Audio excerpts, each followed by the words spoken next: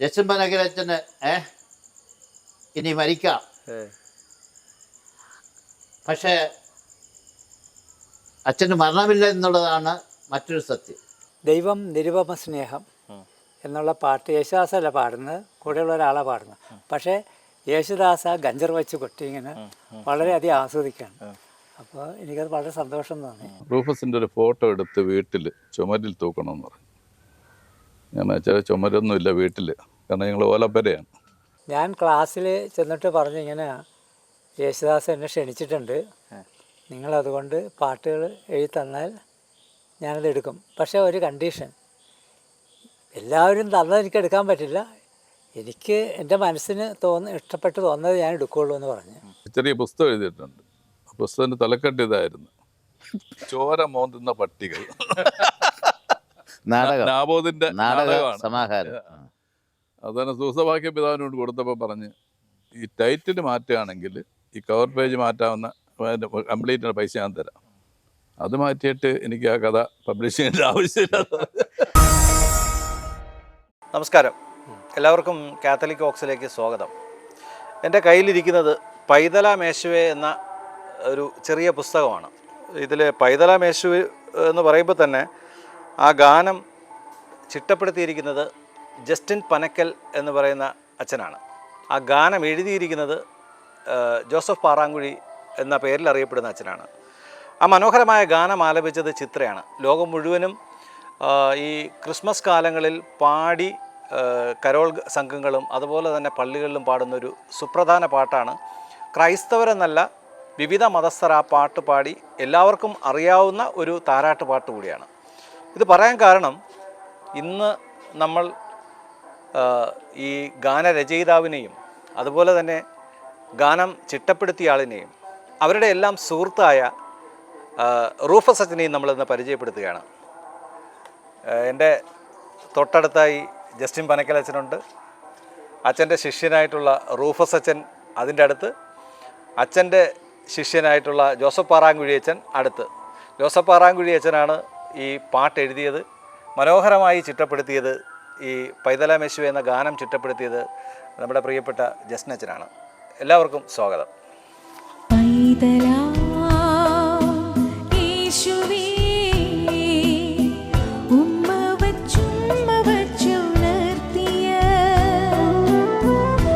തരംഗിണിയുടെ സ്നേഹപ്രവാഹം എന്നുള്ള ആൽബത്തിൽ വന്നൊരു പാട്ടാണ്. ദാസറിനോടൊപ്പം 1-2 പ്രോഗ്രാംസൊക്കെ പാടിക്കഴിഞ്ഞ ശേഷമാണ് തരംഗിണി മ്യൂസിക് തുടങ്ങിയ സമയത്ത്, തരംഗിണി ആൽബംസ് ഇറക്കാൻ നേരത്ത് ഈ ഒരു പാട്ടിന്, ഈ ഒരു ആൽബത്തിന് വേണ്ടി എന്നെ വിളിച്ചത്. അതിനകത്ത് ജോസഫ് പാറാങ്കുഴി അച്ഛൻ്റെ വരികളും ഫാദർ ജസ്റ്റിൻ പനക്കൽ അദ്ദേഹത്തിൻ്റെ സംഗീതവുമാണ്. എനിക്കൊരുപാട് സന്തോഷമുണ്ട്. ഈ ഒരു പാട്ട് എനിക്ക് പാടാൻ സാധിച്ചു എന്നുള്ളത് തീർച്ചയായിട്ടും ഒരുപാട് സന്തോഷമുണ്ട്. കാരണം ക്രിസ്ത്യൻ ഡിവോഷണൽ പാട്ടുകളുടെ ഒരു ചരിത്രം എടുത്തു നോക്കുമ്പോൾ അതിൽ ഏറ്റവും ജനപ്രിയമായിട്ടുള്ള പാട്ടുകൾ ഒരു 100 പാട്ട്, അങ്ങനെ എന്തോ ഒരു കണക്കിൽ വരുന്ന ഒരു പാട്ട്, അതിൻ്റെ ഉള്ളിൽ ഉൾപ്പെടുന്ന ഒരു പാട്ട് കൂടെയാണ്. അച്ഛാ, വീണ്ടും നിങ്ങൾ 3 പേര് ഒരുമിക്കുന്ന സംഗമം വളരെ വിരളമായിട്ടാണ്. എനിക്ക് തോന്നുന്നു കൊറോണ സമയത്താണ് നിങ്ങൾ വീണ്ടും ഒരുമിച്ചത്. ആ ഒരു സംഗമത്തിന് ശേഷം വീണ്ടും ഒരു കൂട്ടായ്മ രൂപപ്പെട്ടിരിക്കുകയാണ്. മഴക്കാലമാണ് എങ്കിലും എറണാകുളത്തു നിന്ന് അച്ഛൻ വീണ്ടും ഈ നെയ്യാറ്റിൻകര ഭാഗത്തേക്ക് അല്ലെങ്കിൽ തിരുവനന്തപുരം ഭാഗത്തേക്ക് വന്ന് നിങ്ങളുടെ കൂട്ടുകാരെ അല്ലെങ്കിൽ ശിഷ്യന്മാരെ കാണാൻ വേണ്ടി വന്നു. എന്താണ് ഈ യാത്രയുടെ അല്ലെങ്കിൽ ഈ ഒരു സംഗമത്തിൻ്റെ എന്തെങ്കിലും രഹസ്യമുണ്ടോ? അച്ഛൻ 90 കഴിഞ്ഞ് അച്ഛൻ 89 അതെ 89 കടന്നു. അതെ, ഒരു വർഷം കൂടെ കഴിയുമ്പോൾ 90 അച്ഛൻ. ഒരു വർഷം. അതെ അതെ അതെ. എങ്ങനെയാണ് ഈ സംഗമത്തെ കാണുന്നതെന്ന്? അതായത് എനിക്കൊരു വലിയൊരു അസുഖം വന്നായിരുന്നു. ഞാൻ നവംബർ, ഡിസംബർ, ജാനുവരി, ഫെബ്രുവരി, മാർച്ച് ഫസ്റ്റ് വീക്ക് വരെ ഞാനൊരു കിടപ്പ് രോഗിയായിപ്പോയി. ശരി. മിക്കവാറും ഞാൻ എൻ്റെ സമയമൊക്കെ അടുത്ത് മുകളിലേക്ക് പോകാനുള്ള ഒരവസരം അങ്ങനെ ഇരിക്കുമായിരുന്നു. കഴിഞ്ഞ ഓശാന ഞായറാഴ്ച ഞാൻ എണീറ്റ്. അപ്പോൾ റൂഫസ് അച്ഛനൊക്കെ എന്നെ കാണാൻ വന്നിരുന്നത്. അപ്പോൾ എനിക്ക് അല്ലാതെ ഞാൻ റൂഫസ് അച്ഛനെ കാണാൻ വർഷത്തിലൊരു പ്രാവശ്യം വരുന്നതാണ്. അപ്പോൾ ഞാൻ എഴുന്നേറ്റ് കഴിഞ്ഞപ്പോൾ എന്നെ സന്ദർശിക്കാൻ വന്ന റൂഫസ് അച്ഛനെ എനിക്ക് കാണണമെന്ന് വലിയ ആഗ്രഹമുണ്ടായി. അങ്ങനെ വന്ന് അതേ സമയത്ത് എനിക്കറിയാം അച്ഛൻ്റെ കൂടെയാണ് ജോസഫ് പാറാങ്കുഴി അച്ഛൻ എന്ന് പറഞ്ഞത്. അദ്ദേഹമാണ് എൻ്റെ പൈതലാമേശ എന്ന പാട്ട് അതിൻ്റെ രചന. അത് എല്ലാവർക്കും അറിയാവുന്ന ഒരു ഗാനമായതുകൊണ്ട് അദ്ദേഹത്തെയും കാണാം. അങ്ങനെ ഇവർ രണ്ടുപേരെയും കാണുക എന്നുള്ള ഒരു ഉദ്ദേശത്തോടെയാണ് വന്നത്.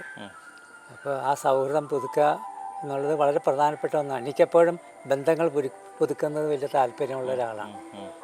അതിന് നമ്മൾ സ്നേഹമായിട്ട് കഴിയുന്നതാണല്ലോ ഏറ്റവും വലിയ കാര്യം.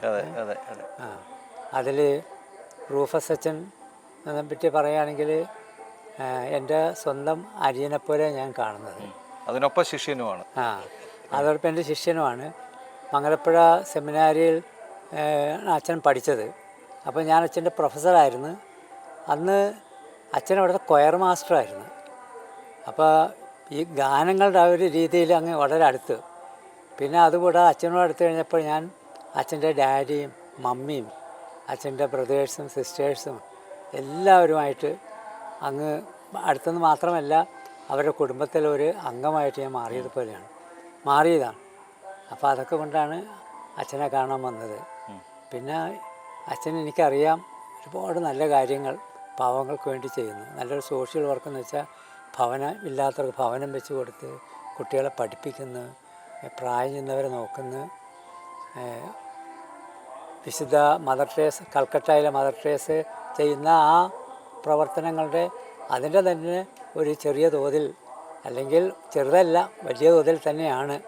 അത്രയും വരെ വന്നില്ലെങ്കിലും വലിയ തോതിൽ പ്രവർത്തിക്കുന്ന വലിയ ഒരു അച്ഛനാണ് റൂഫസ്. ഞാൻ പല പ്രാവശ്യം പറഞ്ഞിട്ടുണ്ട്, അച്ഛൻ ഇവിടെ ഏതെങ്കിലും ചാനലുകാരെ കൊണ്ടുവന്ന് ഇതൊക്കെ ഒന്ന് എടുക്കണമെന്ന്. അപ്പോൾ നിങ്ങൾ ഈ അവസരത്തിൽ എനിക്കിത് കിട്ടിയത് കണ്ടപ്പോൾ എനിക്ക് വളരെ സന്തോഷമായി. കാരണം നന്മ ചെയ്യുക, പാവങ്ങളോട് അച്ഛന് ഭയങ്കര അനുകമ്പയാണുള്ളത്. അപ്പോൾ അതുകൊണ്ട് എനിക്ക് വളരെ സന്തോഷമുണ്ട്. അപ്പോൾ അച്ഛനെ കാണുക എന്നുള്ളത് എനിക്ക് ഏറ്റവും സന്തോഷം. പലപ്പോഴും ഈ അച്ഛൻ ചെയ്ത കാര്യങ്ങൾ ഇങ്ങനെ ലോകത്തെ അറിയിക്കണമെന്നൊന്നും അച്ഛന് ഒരു താല്പര്യവുമില്ല. അച്ഛന് ഞാനുമായിട്ട് നല്ല ബന്ധമാണെങ്കിലും അച്ഛനിങ്ങനെ അനിലെ വന്നൊക്കെ ചെയ്യണം എന്നങ്ങനെ പറയാറുമില്ല അച്ഛൻ. ഞാൻ വളരെ നിർബന്ധിച്ച് പല പ്രാവശ്യം അത് അച്ഛൻ്റെ തിരക്കുകൾ കൊണ്ടും സമയക്കുറവ് കൊണ്ടൊക്കെ അത് മാറിപ്പോയിട്ടുണ്ട്. അച്ഛൻ 50 വർഷം കഴിഞ്ഞ അടുത്ത ഒരു കരുത്തോടുകൂടെ വീണ്ടും ആരോഗ്യത്തോടുകൂടെ അടുത്ത ഘട്ടത്തിലേക്ക് കിടക്കുകയാണ്. ഞാനാണെങ്കിൽ ഫാദർ റൂഫസ് എന്ന് പറയുമ്പോൾ ഞാനിതെല്ലാം എടുത്ത് പറയാറുണ്ട് മറ്റുള്ളവർ. കാരണം നന്മ ചെയ്യുന്നത് അച്ഛൻ്റെ എളിമ കൊണ്ട് അത് പറയുന്നില്ല. കർത്താവ് പറഞ്ഞല്ലേ വലത്ത് കൈ ചെയ്യുന്നത് ഇടത്ത് കൈ അറിയരുത് എന്നുള്ള കാര്യത്തിൽ. പക്ഷേ നമ്മളത് എനിക്കത് പറഞ്ഞതിൽ വലിയ അഭിമാനമുണ്ട്. ഈ കൂട്ടായ്മയിൽ എപ്പോഴും അച്ഛൻ ഒരു നെടുംതൂണായിട്ട് നിൽക്കുന്നുണ്ട്. അപ്പോൾ എങ്ങനെയാണ് ഈ കൂട്ടായ്മയെ, നിങ്ങളുടെ ഈ കൂട്ടായ്മയെ കാണുന്നത്? എനിക്ക് തോന്നുന്നു ഇത് വളരെ ഞാൻ ഒരു അത്ഭുതമായിട്ടാണ് കാണുന്നത്. ഏതാണ്ട് 54 വർഷം മുമ്പാണ് അച്ഛനെ മംഗലപ്പുഴ സെമിനാരി വെച്ച് കണ്ടുമുട്ടുന്നത്. ഞാനവിടെ തിയോളജി തുടങ്ങിയ കാലഘട്ടം മുതലാണ്. അത് കഴിഞ്ഞ് അച്ഛൻ്റെ മുന്നോട്ടുള്ള എല്ലാ ബന്ധങ്ങളും പ്രവർത്തനങ്ങളും സത്യം പറയാൻ അത്ഭുതമാണ്. ഇന്നിവിടെ വന്നിരിക്കുന്നത് തന്നെ എനിക്ക് അത്ഭുതമാണ് തോന്നുന്നത്. കാരണം 3 പ്രാവശ്യം അച്ഛൻ അത്യാസന്ന നിലയിൽ കിടക്കുന്നത് കണ്ട വ്യക്തിയാണ് ഞാൻ. ഒരിക്കലും അച്ഛൻ എഴുന്നേക്കുമെന്ന് എനിക്ക് സത്യത്തിൽ മനസ്സിൽ തോന്നിയില്ല. അച്ഛനും ആ തോന്നലുണ്ടായിരുന്നു. പക്ഷെ എന്തോ എനിക്ക് തോന്നുന്നു ബന്ധങ്ങളാണ് അച്ഛനെ ഈ ഉയർപ്പിക്കുന്നതാണ് എനിക്ക് തോന്നുന്നു. ഞാനുമായിട്ടുള്ള ബന്ധം പോലെ മാത്രമല്ല, ധാരാളം ബന്ധങ്ങൾ അച്ഛനുണ്ട്. അച്ഛൻ ഈ വഴിക്ക് ഇന്ന് ഉച്ചയ്ക്ക് നമ്മുടെ മരിച്ചുപോയ ആന്റണി അച്ഛൻ്റെ സഹോദരരുടെ വീട്ടിൽ ചെന്ന് പാലാമരത്ത് പോയി അവരെ കണ്ടിട്ടാണ് വരുന്നത്. അവരുമായിട്ട് വർഷങ്ങളുടെ ബന്ധം അച്ഛനുണ്ട്. അതുപോലെ എൻ്റെ കുടുംബത്തെ പറ്റി അച്ഛൻ പറഞ്ഞതുപോലെ നാളത്തെ യാത്രയിൽ അച്ഛൻ പല കുടുംബങ്ങൾ സന്ദർശിച്ചാണ് തിരിച്ച് കളമശ്ശേരിയിലേക്ക് പോകുന്നത്. അത് അച്ഛൻ പറഞ്ഞില്ല, വർഷത്തിലൊരിക്കൽ. ശരിക്കും പറഞ്ഞാൽ ഞാനാണ് അച്ഛൻ കാണാൻ, അച്ഛനാണ് എൻ്റെ ഗുരു. പക്ഷെ അച്ഛൻ അങ്ങനെ അല്ല, അച്ഛൻ്റെ രീതി അതല്ല. അച്ഛൻ ഈ സൗഹൃദം എന്ന് പറഞ്ഞാൽ അച്ഛന് വലിയ മൂല്യം കൊടുക്കുന്ന ഒരു കാര്യമാണ്. അതാണ് അച്ഛൻ്റെ ഒരു സവിശേഷത ഞാൻ അത്ഭുതപ്പെട്ട് കാണുന്നത്. അപ്പം അതും ഇന്നും നിലനിർത്തുന്ന രീതിയിൽ അച്ഛൻ മുന്നോട്ട് പോകുന്നുണ്ട്. ചേട്ടൻ ദൈവത്തിൻ്റെ അനുഗ്രഹമാണ്. അച്ഛൻ ഈ 88 കഴിഞ്ഞ് 89ാമത്തെ വയസ്സിലേക്ക് പ്രവേശിക്കുന്ന അവസരത്തിൽ ഇവിടെ ഞങ്ങളോടൊപ്പം ആയിരിക്കുക എന്ന് വെച്ചാൽ ഞങ്ങൾക്കത് അഭിമാനമാണ്. അതുപോലെ ആനന്ദത്തിൻ്റെ ഒരു നിമിഷമാണ് തീർച്ചയായിട്ടും. ഒരു കാര്യം വ്യക്തിപരമായിട്ട് ചോദിക്കുകയാണെങ്കിൽ അച്ഛനും ഒരു സന്തോഷം നൽകുന്ന ഒരു അവസരമാണ് ഇപ്പം. കാരണം പൗരോഹിത്യത്തിൻ്റെ 50 വർഷം കഴിഞ്ഞ് അടുത്ത ഒരു ഘട്ടത്തിലേക്ക് അച്ഛൻ കടക്കുകയാണ്. അപ്പോൾ അച്ഛനെ പറ്റി തന്നെ പറഞ്ഞു, അച്ഛൻ പിന്നെ നിരവധിയായിട്ടുള്ള സന്നദ്ധ പ്രവർത്തനങ്ങൾ, ഒരു സർക്കാർ പോലും ചെയ്യാത്ത പല പ്രവർത്തനങ്ങളും അച്ഛൻ ചെയ്ത് 50 വർഷം കഴിഞ്ഞ് പൗരോഹിത്യത്തിൻ്റെ 50 വർഷത്തിൽ കഴിഞ്ഞ് അടുത്ത ഒരു ഘട്ടത്തിലേക്ക് കടക്കുകയാണ്. ഇവരെല്ലാം അച്ഛനെ എങ്ങനെ ഒരു കൂട്ടായി നിന്നിട്ടുണ്ടോ, അല്ലെങ്കിൽ ഇവരുടെ ഒരു പ്രചോദനം എങ്ങനെയായിരുന്നു രണ്ടുപേരുടെ? ശരിക്കും പറയുകയാണെങ്കിൽ ഗുരുവിൻ്റെ ആ ഒരു മാതൃക ഞാൻ അനുകരിച്ച് മാത്രമേ ഉള്ളൂ. ഒരു സംഭവം ഞാൻ പറയുകയാണ്. ഞാൻ ഡീക്കനായിരുന്നു ഇപ്പോൾ 1974 അച്ഛനുമായിട്ട് ഇങ്ങനെ മ്യൂസിക്കിൻ്റെ കാര്യത്തിൽ പറഞ്ഞുകൊണ്ടിരുന്നപ്പോൾ അച്ഛൻ ഇങ്ങനെ പറഞ്ഞ് റൂഫസിൻ്റെ ഒരു ഫോട്ടോ എടുത്ത് വീട്ടിൽ ചുമരിൽ തൂക്കണമെന്ന് പറഞ്ഞു. ഞാൻ അച്ഛൻ ചുമരൊന്നുമില്ല വീട്ടിൽ, കാരണം ഞങ്ങൾ ഓലപ്പരയാണ്, മുകളിൽ ഓല സൈഡിലും ഓലയാണ്. അച്ഛൻ അത് കേട്ടിട്ട് വിശ്വസിക്കാൻ സാധിച്ചില്ല. സത്യം പറയാൻ എനിക്ക് 3 ഉടുപ്പാണെന്നുള്ളൂ. ഞാനത് തേച്ച് അങ്ങനെ ടിപ്പായിട്ടൊക്കെ നടക്കും. അച്ഛൻ വിചാരിച്ച് ഏതോ പണക്കാരൻ്റെ കുടുംബത്തിൽ നിന്നാണെന്ന് വിചാരിച്ച് അച്ഛന് ഭയങ്കര സങ്കടമായി. അച്ഛൻ്റെ സുഹൃത്തുക്കൾക്ക് ഓസ്ട്രേലിയയിൽ എഴുതിയിട്ട് ഏതാനും മാസത്തിനകത്ത് 8,000 രൂപ 1974 അച്ഛൻ സംഘടിപ്പിച്ച് എൻ്റെ തന്നിട്ട് പറഞ്ഞ് പട്ടം കെട്ടി ഒരു പുതിയ വീട്ടിലേക്ക് അച്ഛൻ പ്രവേശിക്കണം. അതിനു വേണ്ടിയാണ് അവർക്ക് എഴുതിയത്. അത് തന്നെയാണ്. ഒരാൾ പട്ടത്തിന് വേണ്ടി പോവുകയാണ്. അപ്പോൾ ആ അപ്പനമ്മമാർക്ക് ഒരു വീട് കൊടുത്തിട്ട് പൗരോഹിത്യത്തിലേക്ക് പോകുന്നത് ഒരു സന്തോഷമായിരിക്കുന്നു എനിക്ക്. കാരണം എൻ്റെ ജീവിതത്തിൽ ഞാൻ ചിന്തിക്കുന്നത് ദൈവം നമുക്ക് നൽകുന്ന എല്ലാ അനുഭവങ്ങളും അത് നമ്മുടെ നന്മയ്ക്ക് വേണ്ടിയും മറ്റുള്ളവർക്കിടെ നന്മയ്ക്ക് വേണ്ടിയുള്ളതാണ്. ഞാനൊരു കുടിലിൽ കിടന്നു. അതുകൊണ്ട് എനിക്കൊരു ചിട്ടയുണ്ടായിരുന്നു, എനിക്ക് മനസ്സിലൊരു ചിന്തയുണ്ടായിരുന്നു, ആരും ഇങ്ങനെ ഒരു കുടിലിൽ കിടക്കാൻ ഇടവരരുത്. അതുകൊണ്ട് തന്നെ ഞാൻ പാറശാലയിൽ 1985 വികാരിയായിട്ട് പോയി. അന്ന് റോമിൽ നിന്ന് വന്ന ശേഷം ആചാര്യപുരം പിതാവ് അങ്ങോട്ടാണ് അയച്ചത്. അവിടെ ചെന്നപ്പോൾ സെൻറ്റ് പീറ്റേഴ്സ് പള്ളി 1604 കെട്ടിയ പള്ളിയാണ്. അതിൻ്റെ ചുറ്റും കൊച്ചു കൊച്ചു കുടിലുകൾ. എൻ്റെ മനസ്സിൽ വന്നത് ഞാൻ കിടന്ന കുടിലിൻ്റെ ചിന്തയാണ്. അപ്പോൾ അവർക്ക് വീട് കൊടുക്കണമെന്ന ചിന്തയോടുകൂടി ഞാൻ ജർമ്മനിയിൽ എൻ്റെ സഹോദരിയുടെ കൊച്ചിൻ്റെ ജ്ഞാനസ്ഥാനത്തിന് പോയ അവസരത്തിൽ ഒരു ഇടവകയിൽ പോയി അതിനെക്കുറിച്ച് ഞാൻ സംസാരിച്ചു. സാധാരണ ജർമ്മനിയിൽ പോകുമ്പോൾ അവിടുത്തെ അച്ഛന്മാരൊക്കെ വളരെ ഫോർമലാണ്, നമ്മുടെ കാര്യങ്ങളൊന്നും പറയാൻ സമ്മതിക്കുന്നില്ല. പക്ഷെ എന്തോ അന്നത്തെ ആ വൈദികൻ കീം എന്ന് പറഞ്ഞൊരു വൈദികനായിരുന്നു. അദ്ദേഹം പറഞ്ഞ് അച്ഛൻ സുവിശേഷം ഒന്നും പ്രസംഗിക്കണ്ട, അച്ഛൻ്റെ ആൾക്കാരെ പറ്റി പറയാൻ പറഞ്ഞു. ഇങ്ങനെ 6 ആഴ്ച ഞാൻ ആ ഇടവകയിലിരുന്നു. 6ാമത്തെ ആഴ്ച ഞാൻ പറഞ്ഞു 40 കുടുംബങ്ങൾ ഇങ്ങനെ പിച്ചു വെച്ച് കുടിൽ കിടക്കുക, അവർക്ക് വീട് കൊടുക്കാൻ എനിക്ക് ആഗ്രഹമുണ്ട്, അതുകൊണ്ട് നിങ്ങൾ സഹായിക്കണം. 3 ദിവസം കൊണ്ട് 11,000 മാർക്ക് എനിക്ക് കിട്ടിയാണ്. അച്ഛൻ തിരിച്ചു വന്നപ്പം വികാരിച്ചന് അത്ഭുതമായിരുന്നു. അങ്ങനെ 20 വർഷം അവിടെ ഇരുന്നിട്ട് ഏതെങ്കിലും ഒരു ഉപപ്രവർത്തനത്തിന് വേണ്ടി കളക്ഷൻ എടുത്തിട്ട് 2,000 മാർക്കിൽ കൂടി അങ്ങനെ കിട്ടിയിട്ടില്ല. അച്ഛന് എൻ്റെ അത്ഭുതമായിരുന്നു. ഞാൻ ആ തുക കൊണ്ടുവന്നിട്ട് പാറശാല വസ്തു വാങ്ങിച്ചു. അങ്ങനത്തെ മറ്റുള്ളവരുടെ സഹായങ്ങളോടുകൂടി ഞാൻ വീടുകൾ വയ്ക്കാൻ തുടങ്ങി. 3 വർഷം കൊണ്ട് 20 വീട് പൂർത്തീകരിച്ചു. ഇപ്പോൾ സൂസഭാഗ്യം പിതാവിൻ്റെ വളരെയധികം സപ്പോർട്ടുണ്ടായിരുന്നു. കാരണം അവിടെ നിന്ന് ഞാൻ ട്രാൻസ്ഫർ ആയ ശേഷവും ഈ പ്രോജക്റ്റ് തുടരാൻ വേണ്ടി അച്ഛൻ അനുവദിച്ചു. അപ്പോൾ കൂടാതെ അവിടെ ധാരാളം കുട്ടികൾക്ക് വിദ്യാഭ്യാസ സഹായം നൽകാനൊക്കെ സാധിച്ചു. ഇതൊക്കെ ഞങ്ങൾ കൊച്ചുങ്ങളായിരുന്നപ്പം വിദ്യാഭ്യാസത്തിനൊരു വകയില്ലായിരുന്നു, വീടില്ലായിരുന്നു, ആഹാരം ഇല്ലാത്ത സിറ്റുവേഷനായിരുന്നു. അതൊക്കെ എനിക്ക് എൻ്റെ പൗരോഹിത്യം അർത്ഥപൂർവ്വമായിട്ട് മറ്റുള്ളവർക്ക് കൊടുക്കാനുള്ള ഒരു പ്രചോദനമായിട്ടാണ് എനിക്ക് കിട്ടിയെന്നാണ് എൻ്റെ ഇന്നും ചിന്തിക്കുന്നത്. സത്യമാണത്. ആര്യനാട് ഞാൻ വരുന്നത് 2002 വരുമ്പോൾ വെറും 27 കുടുംബങ്ങളുള്ള ഒരു കൊച്ചു ഇടവകയാണ്. ഇടവകയാക്കി ഫൊറോനയാക്കി അഭിയെന്ന് വിൻസെൻ്റ് സാമുവൽ പിതാവിനെ ഏൽപ്പിക്കുന്നത്. ശരിക്കും പറയുകയാണെങ്കിൽ 5 പൈസ കയ്യിലില്ലാതെ വെറും കൈയായിട്ടാണ് ഈ കയറി വരുന്നത്. പക്ഷേ അതിന് മുമ്പ് ദേവമ്പാറ തുടങ്ങിയ ബോയ്സ് ഹോം ഞാൻ 1994 മുതൽ ചുള്ളിമാനൂർ ഫൊറോന വികാരിയായിരുന്നു. അന്ന് കണ്ട ഒരു കാര്യം, നമ്മുടെ BCCകൾ 10ാം ക്ലാസ് വരെ പഠിക്കാത്ത കുട്ടികൾ, അതാണ് അവിടുത്തെ സാഹചര്യം. അതുകൊണ്ടാണ് ഈ പ്രദേശത്ത് വിദ്യാഭ്യാസം നൽകണമെന്ന ചിന്തയോടുകൂടി വിതുരയിൽ മരീകരണം എന്നുള്ള പേരിൽ ഒരു ഗേൾസ് ഹോം തുടങ്ങി. വർഷത്തിൽ 40 പിള്ളേരെ 4ാം ക്ലാസ് പാസ്സായ പിള്ളേരെ എടുത്തിട്ട് നിർത്തി പഠിപ്പിക്കുന്നത്. ക്രിസ്തുകിരൺ എന്ന് പറഞ്ഞ് തേവമ്പാറ ഒരു ഹൗസ് തുടങ്ങി. അത് 7ാം ക്ലാസ് വരെ അവിടെ ഉണ്ട്. 8ആകുമ്പോൾ സ്ഥലമില്ലായിരുന്നു. അതുകൊണ്ട് ഞാനിവിടെ അരനാട് വസ്തു വാങ്ങിച്ചിട്ട്, അപ്പം അതിൻ്റെ പശ്ചാത്തലത്തിലായിരിക്കണം എന്നെ ഇങ്ങോട്ട് മാറ്റിയത്. പക്ഷെ വേറെ ഒന്നും ഇല്ലായിരുന്നു. ബോയ്സ് ഹോമിന് വേണ്ടിയായിരുന്നു. ശരിക്കും ആ ബോയ്സ് ഹോമിലുള്ളത് 12 പേര് സെമിനറിയിൽ പോയി, 5 പേര് വൈദികരായി തീർന്നു. ഇപ്പോൾ ബാക്കിയുള്ളൊരു സെമിനറിയിലുണ്ട്. അതൊക്കെ ഒരു വലിയൊരു അനുഗ്രഹമാണ്. അന്ന് ഞാനിവിടെ വന്നു 2002 ശരിക്കും പറയുകയാണെങ്കിൽ മാർച്ച് 14 ഞാൻ വരുന്നത്. ഒരു കാട്ടും പ്രദേശം, പാമ്പും ബാക്കി കിടക്കാൻ പോലും ഒരു സ്ഥലമില്ലായിരുന്നു. പണ്ടത്തെ മൈക്കൽ അച്ഛൻ കെട്ടിയ ഒരു നഴ്സറിയിലാണ് ഈ കിടന്നത്. രാത്രി നോക്കിയപ്പം ഒരു ചേര ഒരു എലിയം കൊണ്ടുപോകുന്നത്. ഞാൻ എഴുന്നേറ്റിരുന്നത്. പിറ്റേന്ന് ആളെ ഒരു തട്ടടിച്ചിട്ടാണ് ഞാൻ കിടന്ന് ഉറങ്ങിയത്. പിന്നെ ഇവിടെ നടന്നത് മുഴുവനും 10 വർഷവും 4 ദിവസവും ഇരുന്നത് മുഴുവനും അത്ഭുതമാണ്. കർമ്മര മാതാവിൻ്റെ പള്ളിയാണ് അത്. അച്ഛനൊരു കർമ്മലീത്ത വൈദികനാണ്.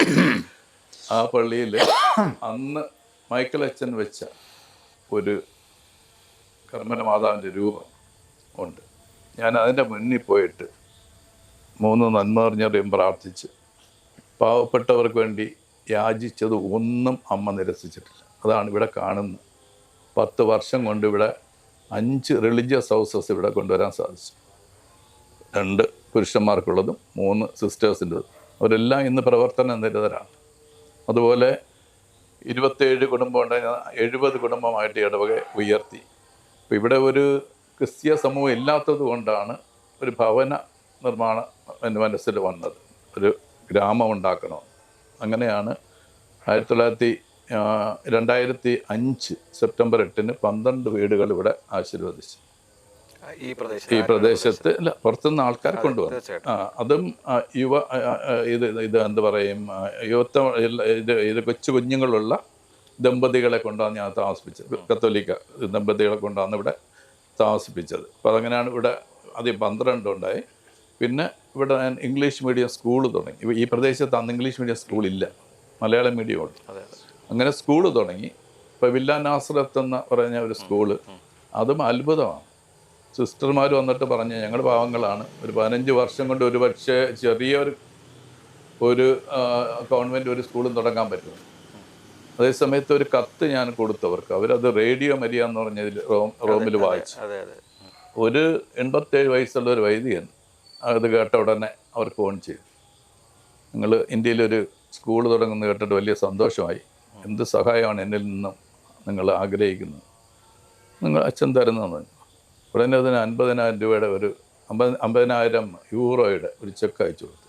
അപ്പം മദർ പറഞ്ഞ് നമുക്ക് ഇതുണ്ട്, പ്രത്യാശയുണ്ട്, നമുക്ക് എന്തെങ്കിലുമൊക്കെ തുടങ്ങാം. 2 ആഴ്ച ചെന്നപ്പോൾ ഈ വൈദികൻ അവിടെ വണ്ടി ഓടിച്ച് ഇങ്ങനെ നടക്കുമ്പോൾ പറയും, പക്ഷേ വണ്ടി ഓടിക്കാൻ കുഴപ്പമൊന്നുമില്ല. അവിടെ എത്തി മദറിൻ്റെ അടുത്ത് പറഞ്ഞ് ഞാൻ 2 ദിവസം പ്രാർത്ഥിച്ചു. മറ്റതിൻ്റെ പശ്ചാത്തലത്തിൽ നിങ്ങൾക്ക് എൻ്റെ ഈ സ്ഥാപനത്തിൻ്റെ പേര് ഇന്ത്യയിൽ എടുക്കുകയാണെങ്കിൽ ഞാൻ അതിൻ്റെ കാര്യം മുഴുവനും ചെയ്യാം. അങ്ങനെ 1,41,00,000 രൂപ ആ വൈദികൻ തന്ന് 11 മാസം കൊണ്ട് വില്ലാനാത്ര സ്കൂൾ 700 പിള്ളേർക്ക് താമസിക്കേണ്ട സ്കൂളും 12 സിസ്റ്റേഴ്സിന് താമസിക്കേണ്ട ആ ഒരു ഗവൺമെൻറ്റും സ്ഥാപിക്കാനായിട്ട് സാധിച്ചു. അന്ന് ഇംഗ്ലീഷ് മീഡിയം സ്കൂള് തുടങ്ങിക്കഴിഞ്ഞപ്പം ഇവിടുത്തെ കുട്ടികളെ പഠിപ്പിക്കണമെങ്കിൽ ഇവിടുത്തെ മാതാപിതാക്കൾക്ക് മലയാളം പോലും ശരിയായിട്ട് അറിഞ്ഞുകൊണ്ടുള്ള സിറ്റുവേഷൻ.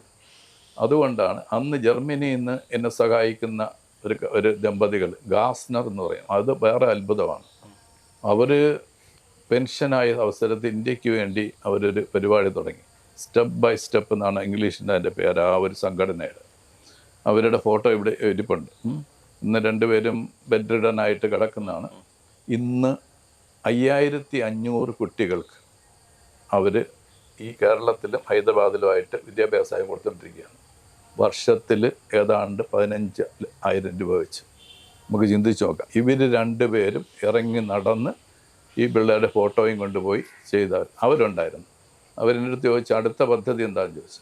ഞാൻ പറഞ്ഞു ഈ സ്കൂളിൽ ഇംഗ്ലീഷ് മീഡിയം സ്കൂളിൽ കുട്ടികൾ പഠിക്കണമെങ്കിൽ ബോർഡിംഗ് ഇല്ലാതെ പറ്റില്ല. തീർച്ചയായിട്ടും അങ്ങനെയാണ് അവരുടെ സഹായത്തോടുകൂടിയാണ് ഈ ജീവൻ ജ്യോതി ഈ സെൻറ്റർ ഓഫ് എക്സലൻസിൻ്റെ ബോർഡിങ് കിട്ടിയത്. അതിൻ്റെ ബോർഡിങ്ങിൻ്റെ പ്രവർത്തനങ്ങൾ അത് തിങ്കളാഴ്ച തൊട്ട് വെള്ളിയാഴ്ച വരെ കുട്ടികളെ ഇവിടെ നിർത്തി പഠിപ്പിക്കുന്നു. അതിൽ പഠിച്ച പലരും ഇവിടെ അടുത്ത വീട്ടിലെ കൊച്ച് MSc പാസ്സായിട്ട് ഇപ്പം TSSൽ പാസ്സാകും മുമ്പ് തന്നെ അവരെ എടുത്തു.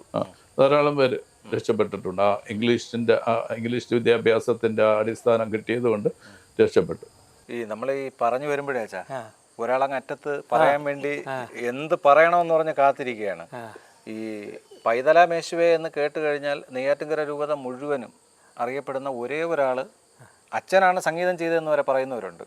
ഈ അച്ഛന് ഇപ്പോൾ ജസ്റ്റിൻ അച്ഛനാണ് ഈ പാട്ട് സംഗീതം ചെയ്തെങ്കിലും പാട്ട് എഴുതി സംഗീതം ചെയ്തത് ജോസഫ് ആറാങ്കുഴി അച്ഛനാണെന്ന് പറഞ്ഞ് എൻ്റെ അടുത്ത് വാദിച്ചവരുണ്ട്. അപ്പോൾ അച്ഛ, വീണ്ടും ഒരു കൂട്ടായ്മയിൽ നിങ്ങൾ 2 ഗുരുക്കന്മാർ എങ്ങനെ കാണുന്നു? അച്ഛൻ്റെ പാട്ട് സംഗീതം ചെയ്ത ജസ്റ്റിൻ അച്ഛൻ ഇതാ നമ്മുടെ മുമ്പേ ഇരിക്കുകയാണ്. യഥാർത്ഥത്തിൽ വളരെ സന്തോഷം തോന്നുന്ന ഒരു അനുഭവമാണ് ഈ ഒരു കൂട്ടായ്മ.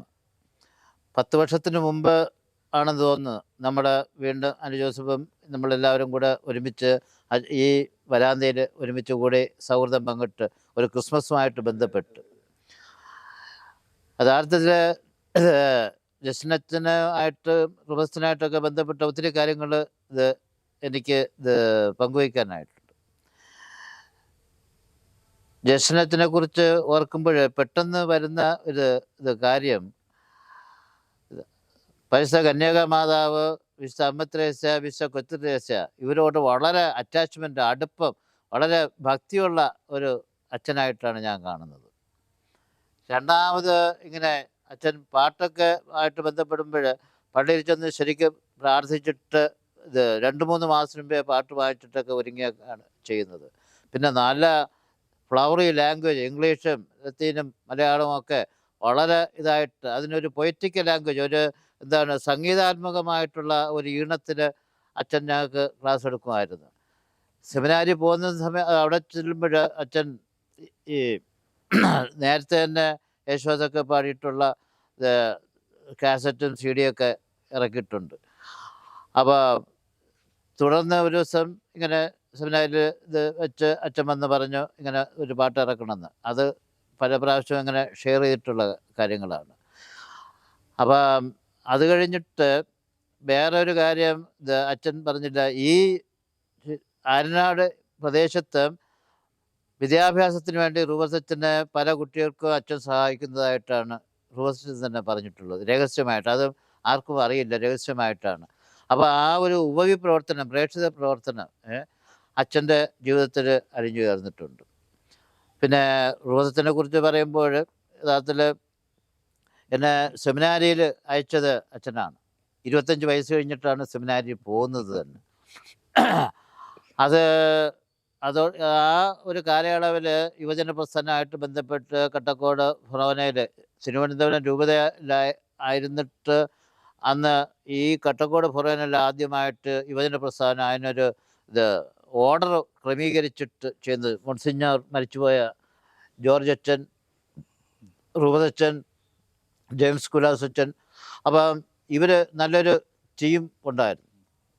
അങ്ങനെയുള്ള പ്രവർത്തനത്തിൽ നിന്നാണ് യഥാർത്ഥത്തിൽ ഈ ദൈവവിളിയിലേക്കുള്ള ഒരു അറ്റാച്ച്മെൻറ്റ്. പിന്നെ പ്രധാനപ്പെട്ട സിസ്റ്റേഴ്സ്, ഈ കട്ടക്കോട് കനോഷ സിസ്റ്റേഴ്സ്, ഒരു mother sister, sister Elsie, sister Grace, ഇങ്ങനെയുള്ള അവരും ശരിക്കും ഞങ്ങൾക്ക് ആ ഒരു പിൻബലം തന്ന് ഞങ്ങളുടെ പ്രവർത്തനത്തിനും സ്വാതന്ത്ര്യത്തിനും ഒക്കെ ആയിട്ട്.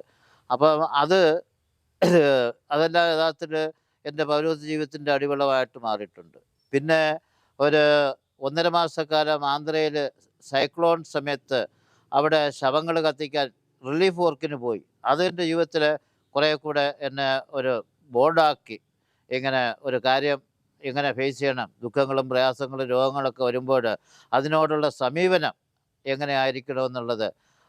അത് കഴിഞ്ഞിട്ട് വൈദികനായിട്ടൊക്കെ വരുമ്പോഴേ എൻ്റെ ജീവിതത്തിലേക്ക് ഇങ്ങ് തിരിഞ്ഞു വെക്കുമ്പോൾ ഒത്തിരി നല്ല സംഭവങ്ങളുണ്ട്.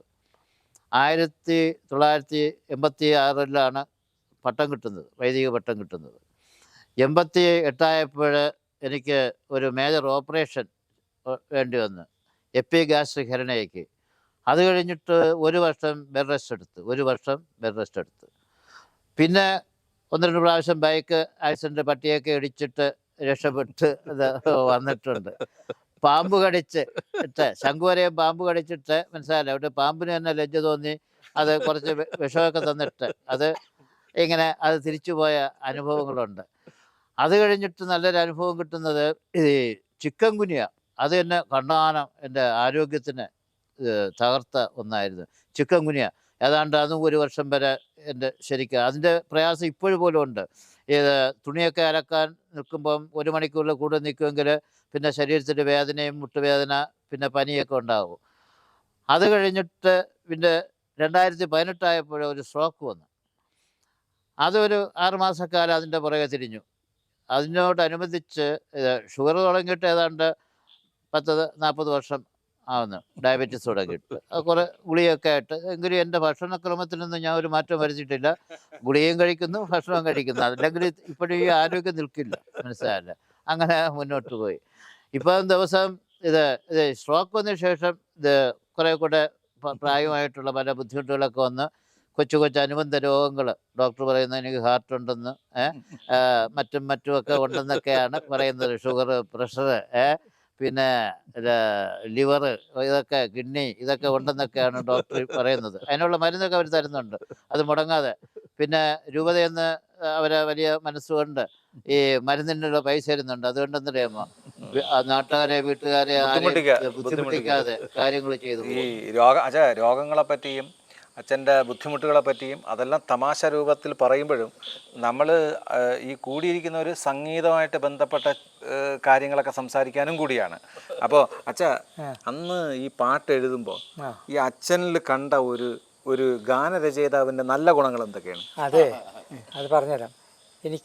ഞാൻ 29 പാട്ടുകൾക്കാണ് സംഗീതം കൊടുത്തിട്ടുള്ളത്. അത് മിക്കവാറും യേശുദാസ് പാടിയ. അതിൽ 25 യേശുദാസ് പാടി. പിന്നെ ചിത്ര 1, ജെൻസി 2, പിന്നെ ബിജു നാരായണൻ ഒരു പാട്ട് പാടിയിട്ടുണ്ട് മലയാള മനോരമയ്ക്ക് വേണ്ടി. അതെ. ഇപ്പോൾ തരംഗണിയുടെ ഇതിലാണ് കൂടുതലും അത് 28 വന്നിരിക്കുന്നത്. അപ്പോൾ അച്ഛൻ്റെ പാട്ടുകൾ ഞാൻ 6 എടുത്തിട്ടുണ്ട്. ഞാൻ സെമിനാരിയിൽ പ്രൊഫസറായിരുന്നപ്പോൾ ഇടയ്ക്ക് ചോദിച്ചേ, അതിൽ 1ാം സ്ഥാനം നമുക്ക് പൈതലാം യേശുവിന് കൊടുക്കാമോ, അതോ പിന്നെ ദൈവമേ നീ എൻ്റെ രക്ഷ, ഏതാണ് പെട്ടെന്ന് അച്ഛന് പറയാം? അതായത് ഞാൻ ക്ലാസ്സിൽ ചെന്നിട്ട് പറഞ്ഞു, ഇങ്ങനെ യേശുദാസ് എന്നെ ക്ഷണിച്ചിട്ടുണ്ട്, നിങ്ങളതുകൊണ്ട് പാട്ടുകൾ എഴുതി തന്നാൽ ഞാനത് എടുക്കും. പക്ഷേ ഒരു കണ്ടീഷൻ, എല്ലാവരും തന്നത് എനിക്ക് എടുക്കാൻ പറ്റില്ല, എനിക്ക് എൻ്റെ മനസ്സിന് ഇഷ്ടപ്പെട്ട് തോന്നുന്നത് ഞാൻ എടുക്കുകയുള്ളൂ എന്ന് പറഞ്ഞു. അപ്പോൾ എനിക്ക് 12 പാട്ടുകൾക്ക് ഏതാണ്ട് 100 ചില്ലാനം പാട്ടുകൾ കിട്ടി. അപ്പോൾ പാറാങ്കുഴി അച്ഛൻ്റെ, ഞങ്ങളവിടെ പാറാങ്കുഴി എന്നാണ് വിളിച്ചിരുന്നത്. അച്ഛൻ്റെ വാക്കുകളെടുത്ത് ഞാനത് ട്യൂൺ ചെയ്യപ്പോൾ ഒരൊറ്റ വാക്ക് പോലും ഞാൻ മാറ്റിയിട്ടില്ല. മറ്റു പലരുടെയും അങ്ങനെയല്ല, അത് പറഞ്ഞ് വിളിച്ചും ചോദിച്ചും അങ്ങനെ കുറേയൊക്കെ ചെയ്തുകൊണ്ട് വന്നിട്ടുണ്ട്. പക്ഷേ അച്ഛൻ്റെ അതിന് ആ വൃത്തത്തിലൊന്നും മാത്രമല്ല ഒരൊറ്റ വാക്ക് പോലും പറ്റില്ല. അതിൻ്റെ ഇടയ്ക്ക് പൈതലാമേഷ പാട്ട് ചെയ്തപ്പോഴേ ഞാൻ അച്ഛനോട് പറഞ്ഞേ, അച്ഛൻ അതിൽ ഉമ്മ വെച്ചെന്ന് പറഞ്ഞൊരു വാക്കുണ്ടല്ലോ, അതുമെല്ലാം പള്ളി പാടിയ ആളുകൾ എന്ത് പറയും എന്ന് ചോദിച്ചേ. അപ്പോൾ അച്ഛൻ പറഞ്ഞ്, ഒരു കൊച്ചിനെ ഉമ്മ വെച്ചെന്ന് അതിനെന്തെങ്കിലും ആരെങ്കിലും വിമർശിക്കുകയാണെങ്കിൽ അയാളുടെ തലക്ക് വല്ല പ്രശ്നമുണ്ടായിരിക്കും. പക്ഷേ അച്ഛൻ്റെ പാട്ടുകളിൽ ഞാനും ഒരിക്കലും പ്രതീക്ഷിച്ചില്ല. എൻ്റെ അച്ഛനും യേശുദാസുമായിട്ട് ഇത് കമ്മ്യൂണിക്കേറ്റ് ചെയ്തെന്ന് തോന്നുന്നു, ഈ ഉമ്മ വെച്ച കാര്യം. അതില്ല. യേശുദാസ് ഒരു പാട്ടിൻ്റെ 2 പാട്ടുകളുടെ ഒരു വാക്ക് മാറ്റി. അത് ഒന്ന് ഇതായിരുന്നു, അച്ഛൻ്റെ തന്നെയാണൊന്ന്. അതായത് സ്വർഗം ഇത് അതായത് കന്യയിൽ മഹിമ മറന്നൊരു ദാസിയിൽ ജാതനായി എന്നാണ് എഴുതിയിരിക്കുന്നത്. അപ്പോൾ യേശുദാസ് പറഞ്ഞ് ദാസി എന്നുള്ള വാക്ക് മാറ്റണം. ഞാൻ പറഞ്ഞു, അല്ല, സുവിശേഷത്തിൽ കിടക്കുന്ന ഇതാ ഞാൻ കർത്താവിൻ്റെ ദാസി, അത് നമുക്കെല്ലാം അറിയാവൂ, വലിയ ആളുകൾക്ക് ദാസിമാരുടെ കൊച്ചുങ്ങളുണ്ടാകാറുണ്ട്, അതുകൊണ്ട് മാറ്റണം എന്ന് പറഞ്ഞു. അപ്പോൾ ഞാൻ പറഞ്ഞത് യേശുദാസിനെ മാറ്റി, കന്യയിൽ ജാതന. അതെ. അച്ഛാ ഈ അന്ന് ഈ ഉമ്മ വെച്ചെന്നുള്ളത് അച്ഛനും പിന്നെ പാറാങ്കുഴി അച്ഛനുമായിട്ട് ചെറിയ ഒരു തർക്കം എന്ന് പറഞ്ഞാൽ അത് തർക്കമല്ല, അത് ചിലപ്പോൾ സമൂഹം അംഗീകരിക്കുമോ അല്ലെങ്കിൽ വിശ്വാസികളാണ് അന്ന് കൂടുതൽ പാടേണ്ടത് ഈ പാട്ട്. അവർ പാട്ടെടുക്കുമ്പം അതൊരു കൺഫ്യൂഷൻ ഉണ്ടാവൂലേ എന്ന് നിങ്ങൾ തമ്മിൽ അത് അവസാനം എങ്ങനെ കോൺക്രീറ്റ് ആയിട്ട് അത് തന്നെ വേണമെന്ന് തന്നെ അച്ഛൻ പറഞ്ഞേ അതെടുക്കുന്നില്ലെങ്കിൽ എൻ്റെ പാട്ട് എടുക്കണ്ടെന്ന് പറഞ്ഞു. ഓ അത് ശരി. കറക്റ്റായിട്ട് എടുക്കണം പറഞ്ഞു. പാറാങ്കുഴി അച്ഛൻ അങ്ങനെ ചില സ്വഭാവങ്ങളുണ്ട്. അച്ഛൻ ഒരു കാര്യം ചെയ്തു കഴിഞ്ഞാൽ അതിൽ നിന്ന് മാറ്റമില്ല. അച്ഛനൊരു ചെറിയ പുസ്തകം എഴുതിയിട്ടുണ്ട്. പുസ്തകത്തിന്റെ തലക്കെട്ട് ഇതായിരുന്നു, ചോര മോന്തുന്ന പട്ടികൾ. നാബോദിന്റെ നാടകമാണ് സമാഹാരം. അതാണ് സൂസവാക്യ പിതാവിനോട് കൊടുത്തപ്പോൾ പറഞ്ഞ് ഈ ടൈറ്റിൽ മാറ്റുകയാണെങ്കിൽ ഈ കവർ പേജ് മാറ്റാവുന്ന കംപ്ലീറ്റ് പൈസ ഞാൻ തരാം. അത് മാറ്റിയിട്ട് എനിക്ക് ആ കഥ പബ്ലിഷ് ചെയ്യേണ്ട ആവശ്യമില്ല. അപ്പൊ അതില് എൻ്റെ കൂട്ടിച്ചാക്കാണെന്നറിയാം, പുസ്തകത്തിന്റെ വില 20 രൂപയാണ്. അപ്പൊ ഇത് ഞാൻ പറഞ്ഞു, ഞാൻ ഇത് ഫ്രീ ആയിട്ട് ഇത് കൊണ്ടുവന്നതല്ല, ഇതിന്റെ 20 രൂപ എനിക്ക് തരണമെന്ന് പറഞ്ഞു. പിതാവ് പോയിട്ട് 500 രൂപ എനിക്ക് എടുത്തുകൊണ്ട് വന്ന്. ആ 500 രൂപ ഇത് 5-6 വർഷം ഞാൻ സൂക്ഷിച്ചു വെച്ച്. നെടുമങ്ങാട് പള്ളിയിരുന്നപ്പോൾ എൻ്റെ മേട മോഷണം പോയപ്പോൾ ഈ 500 കള്ളന്മാർ കൊണ്ടുപോയി. സൂസഭാഗ്യം പിതാവ് അന്ന് സ്വത്ത് പോലെ അല്ലെങ്കിൽ ഒരു നിധി പോലെ തന്ന പൈസ കള്ളം കൊണ്ടുപോയി. അതൊരു വലിയ അനുഭവമാണ് അച്ഛൻ. അച്ഛൻ ഈ അച്ഛൻ്റെ പാട്ടുകളിൽ അച്ഛനൊരു നമ്മളെ ഹൃദയത്തിൽ തൊടുന്ന ഒരു പാട്ടെന്ന് പെട്ടെന്ന് നമുക്ക് പറയാൻ പറ്റും? അല്ല, അച്ഛൻ്റെ പാട്ടുകളെല്ലാം ഒന്നല്ല, എല്ലാം നല്ല. ഞാൻ പൈതലാമേശം എന്ന് കാര്യം നിരുപമ സ്നേഹം, ആ ദൈവം നിരുപമ സ്നേഹം, ദൈവമേ നീ എൻ്റെ രക്ഷ, പിന്നെ ദൈവം പിറക്കുന്നു മനുഷ്യനായ ബത്ലഹേമിൽ, പിന്നെ സർവം മഞ്ഞ് പൊയ്യുന്ന മാമരം കോച്ചുന്ന സർവം. ഇതെല്ലാം അച്ഛൻ്റെ പാട്ടുകളാണ്. അച്ഛനെ പറഞ്ഞെഴുതിപ്പിച്ചതാണ് കർമ്മലനാഥ വാഴുക. അത് അച്ഛൻ പ്രത്യേകിച്ച് ഒരു മരിയ ഭക്തനായോണ്ട് ഇപ്പോഴും പള്ളികളിൽ സ്ഥിരമായിട്ട് പാടുന്ന ഒരു പാട്ടാണ് കർമ്മലനാഥേ വാഴുക എന്ന് പറഞ്ഞ പാട്ട്. അത് ആ പാട്ടിലെ പുറത്തെല്ലാവരും വളരെ നന്നായിട്ട് കറക്റ്റായിട്ട് പാടും. എൻ്റെ സഭയിൽ അത് തെറ്റിച്ചാ പാടണം. ഞാനത് അത് കാരണം ഞാൻ പാട്ട് നയിക്കുമ്പോൾ ഈ കർമ്മല മാതാവിൻ്റെ പാട്ട് ഞാൻ പാടില്ല. കാരണം എൻ്റെ മുപ്പിന് വെച്ച് ഇങ്ങനെ തെറ്റിച്ച് പാടുന്നത് എനിക്ക് പ്രയാസമാണ്. അവരിടക്കിടക്ക് ഇങ്ങനെ പാടും. അപ്പോൾ തെറ്റ് വരുമ്പോൾ എനിക്കൊരു വല്ലായ്മ തോന്നും. അതായത് അതിൻ്റെ നല്ല ക്ലൈമാക്സിലെത്തുന്ന ആ ഭാഗമാണ് തെറ്റിക്കുന്നത്. പിന്നെ ഈ ഒരു പാട്ട് തെറ്റായിട്ട് പാടിക്കഴിഞ്ഞാൽ അത് ശരിയാക്കാൻ പറ്റില്ല. പട്ടിയുടെ വാല് നേരെയാക്കാൻ പറ്റാത്ത പോലെയാണ് പാട്ടങ്ങനെ. ഈ നമ്മളെ ജസ്നച്ചനെ പറ്റി പറയുമ്പോൾ ഈ സംഗീതം പഠിക്കാതെ നമ്മുടെ റേഡിയോയിൽ നിന്ന് അതിൻ്റെ സംഗീത പാഠം കേട്ട് അതിന് ലൈബ്രറിയിൽ പോയി റെഫർ ചെയ്ത് ആ നോട്ടുകൾ എടുത്തിട്ടാണ് അച്ഛൻ സംഗീതം അഭ്യസിക്കുന്നത് അല്ലെങ്കിൽ പഠിക്കുന്നത്. ചെറുതായിട്ടൊക്കെ നേരത്തെ അറിയാമായിരുന്നു, അത് പിന്നെ ജന്മനാ കിട്ടിയ ഒരു കഴിവ്. അങ്ങനെയുള്ളൊരു സംഗീത സംവിധായകനെ അച്ഛൻ എങ്ങനെ കാണുന്നു എന്നുള്ളത്, അച്ഛൻ ഈ അന്നൊരു കൊയർ മാസ്റ്ററൊക്കെ ആയിരുന്നത് കൊണ്ടാണ് പറഞ്ഞത്. അച്ഛനിൽ ഞാൻ കാണുന്നത് ഒരു കഠിനാധ്വാനം ചെയ്യുന്ന ഒരു വ്യക്തിയാണ്. ഇപ്പം ഇൻബോൺ ടാലൻ്റ് അല്ലെന്ന് ഞാൻ പറയില്ല. കാരണം അച്ഛൻ്റെ കൊച്ചിൽ കാലം മുതൽ അച്ഛന് പാടാനുള്ള കഴിവുണ്ടായിരുന്നാണ് എൻ്റെ അറിവ്. പിന്നെ അച്ഛൻ ഈ ഇത്രയും കഠിനാധ്വാനത്തിലൂടെ ആണ് അച്ഛൻ, എനിക്ക് തോന്നുന്നു, ഈ സംഗീതത്തിൽ അച്ഛൻ പ്രാവീണ്യം പറ്റത്. കാരണം ഒരു സ്ഥലത്തും പോയി സംഗീതം പഠിച്ച വ്യക്തിയൊന്നും അല്ല. പക്ഷേ ഇത്രയും നല്ല രീതിയിൽ ഈ പാട്ടുകൾ ചെയ്യണമെങ്കിൽ.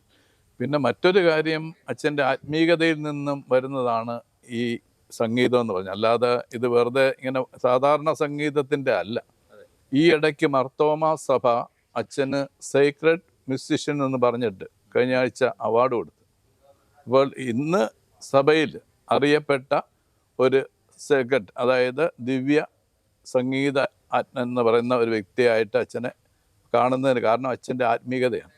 ഇവിടെ സൂചിപ്പിച്ചതുപോലെ തെരേസ്യൻ സ്പിരിച്വാലിറ്റിയിൽ അച്ഛനൊരു അതോറിറ്റിയാണ് ലോകത്തിൽ തന്നെ. അച്ഛൻ ഏഷ്യൻ ദൈവശാസ്ത്രജ്ഞനാണ് അറിയപ്പെടുന്നത്. പക്ഷേ അവരുടെ സഭ അച്ഛനെ എന്തുമാത്രം അത് മാനിക്കുന്നു എനിക്ക് അറിഞ്ഞുകൂടാ. ഇതൊരു സത്യമാണ്. പലപ്പോഴും പാറാങ്കുഴി അച്ഛനെ പോലെയാണ് അത്. നെയ്യാറ്റിൻകര രൂപതയിലുള്ള ഇത്രയും പ്രതിഭയായ ഒരു വ്യക്തി, എനിക്ക് തോന്നുന്നു കത്തോലിക്ക സഭയിൽ ഇത്രയും പാട്ട് എഴുതിയ ഒരു വ്യക്തി ഇല്ല. 10,000-ൽ കൂടുതൽ പാട്ടുകൾ അദ്ദേഹം രചിച്ചു. ഇപ്പം വിശ്രമമാണെന്ന് പറയുന്നത്. ഇവിടെ വിശ്രമമൊന്നുമില്ല. രാത്രി 12:30 മണിക്ക് അവിടെ ലൈറ്റ് കാണാൻ പറ്റും. ഇന്നും ധാരാളം പേർ ഇവിടെ പാട്ട് എഴുതാനും മറ്റ് ബാക്കി പറയുമ്പോൾ ഒരു കാര്യം കൂടെ ചോദിച്ചോട്ടെ, ഈ ശിഷ്യനെ എന്തിനാണ് ഇങ്ങനെ തൊട്ടടുത്ത് വിളിച്ചതെന്നാണ് താമസിക്കാൻ വേണ്ടി. അതെല്ലാവരും ചോദിക്കുന്നതായിരുന്നു. അച്ഛൻ ഇപ്പം ലാസ്റ്റിൽ കഴിഞ്ഞ ഒക്ടോബർ മാസം ഞാൻ റോമിലായിരുന്നു. എനിക്ക് ഫോൺ വന്നു, ഞാൻ വിശ്രമം ചോദിക്കുകയാണ്, എനിക്കൊരു ഇടം ഇവിടെ തരണം. ഞാൻ പറഞ്ഞു ആ വീട് മമ്മിയുടെ വീടാണ് ചോദിച്ചത്, വേറെ കൊടുത്തു കഴിഞ്ഞു. അന്നേരം പറഞ്ഞ് എൻ്റെ പഴയ ഡ്രൈവറിൻ്റെ വീട്, അത് തന്നാൽ മതി. തീർച്ചയായിട്ടും വന്നപ്പോൾ ഒന്ന് നടക്കാനൊക്കെ അല്പം പ്രയാസം ഉണ്ടാകുന്നു. ഇപ്പം പഴയതിനെ കാട്ടി ഊർജ്ജസ്വലനായി. ഇപ്പം രാവിലെ 6:20 ഇവിടെ സിസ്റ്റർമാർക്ക് കുർബാന കൊടുക്കും. ബാക്കി എല്ലാ കാര്യങ്ങളും ഞാൻ പറഞ്ഞില്ലേ, പണ്ടത്തെക്കാൾ കൂടുതൽ രചനകൾ ഇപ്പം പുറത്ത് വരുന്നുണ്ട്. നമ്മുടെ രൂപതയുടെ ജൂബിലി നടത്തിയ അവസരത്തിൽ ബന്ധപ്പെട്ട് നെടുമങ്ങാട് റീജിയനിൽ അതിൻ്റെ ആഘോഷം നടത്തിയ അവസരത്തിൽ ഞാൻ അച്ഛൻ്റെ ഒരു 20 വർഷത്തെ പാട്ടുകൾ, 80 മുതൽ 2000 വരെ 2000 പേരുടെ പാട്ടുകൾ എല്ലാം ഡയറിയിൽ നിന്ന് എടുത്ത് ഞാൻ തന്നെ അതിനെ ഇതിലാക്കി ഈ കമ്പ്യൂട്ടറിൽ. അതിൻ്റെ പിന്നൊരു ഇടയ്ക്കൊന്ന് പറയട്ടെ, ജസ്റ്റിനച്ഛനും അച്ഛനും കൂടെ യഥാർത്ഥത്തിൽ നിർബന്ധിച്ചിട്ടാണ് അത് ഡയറിയിൽ എഴുതാനും ഇങ്ങനെ ഒരു പുസ്തകമാക്കി മാറ്റാനും.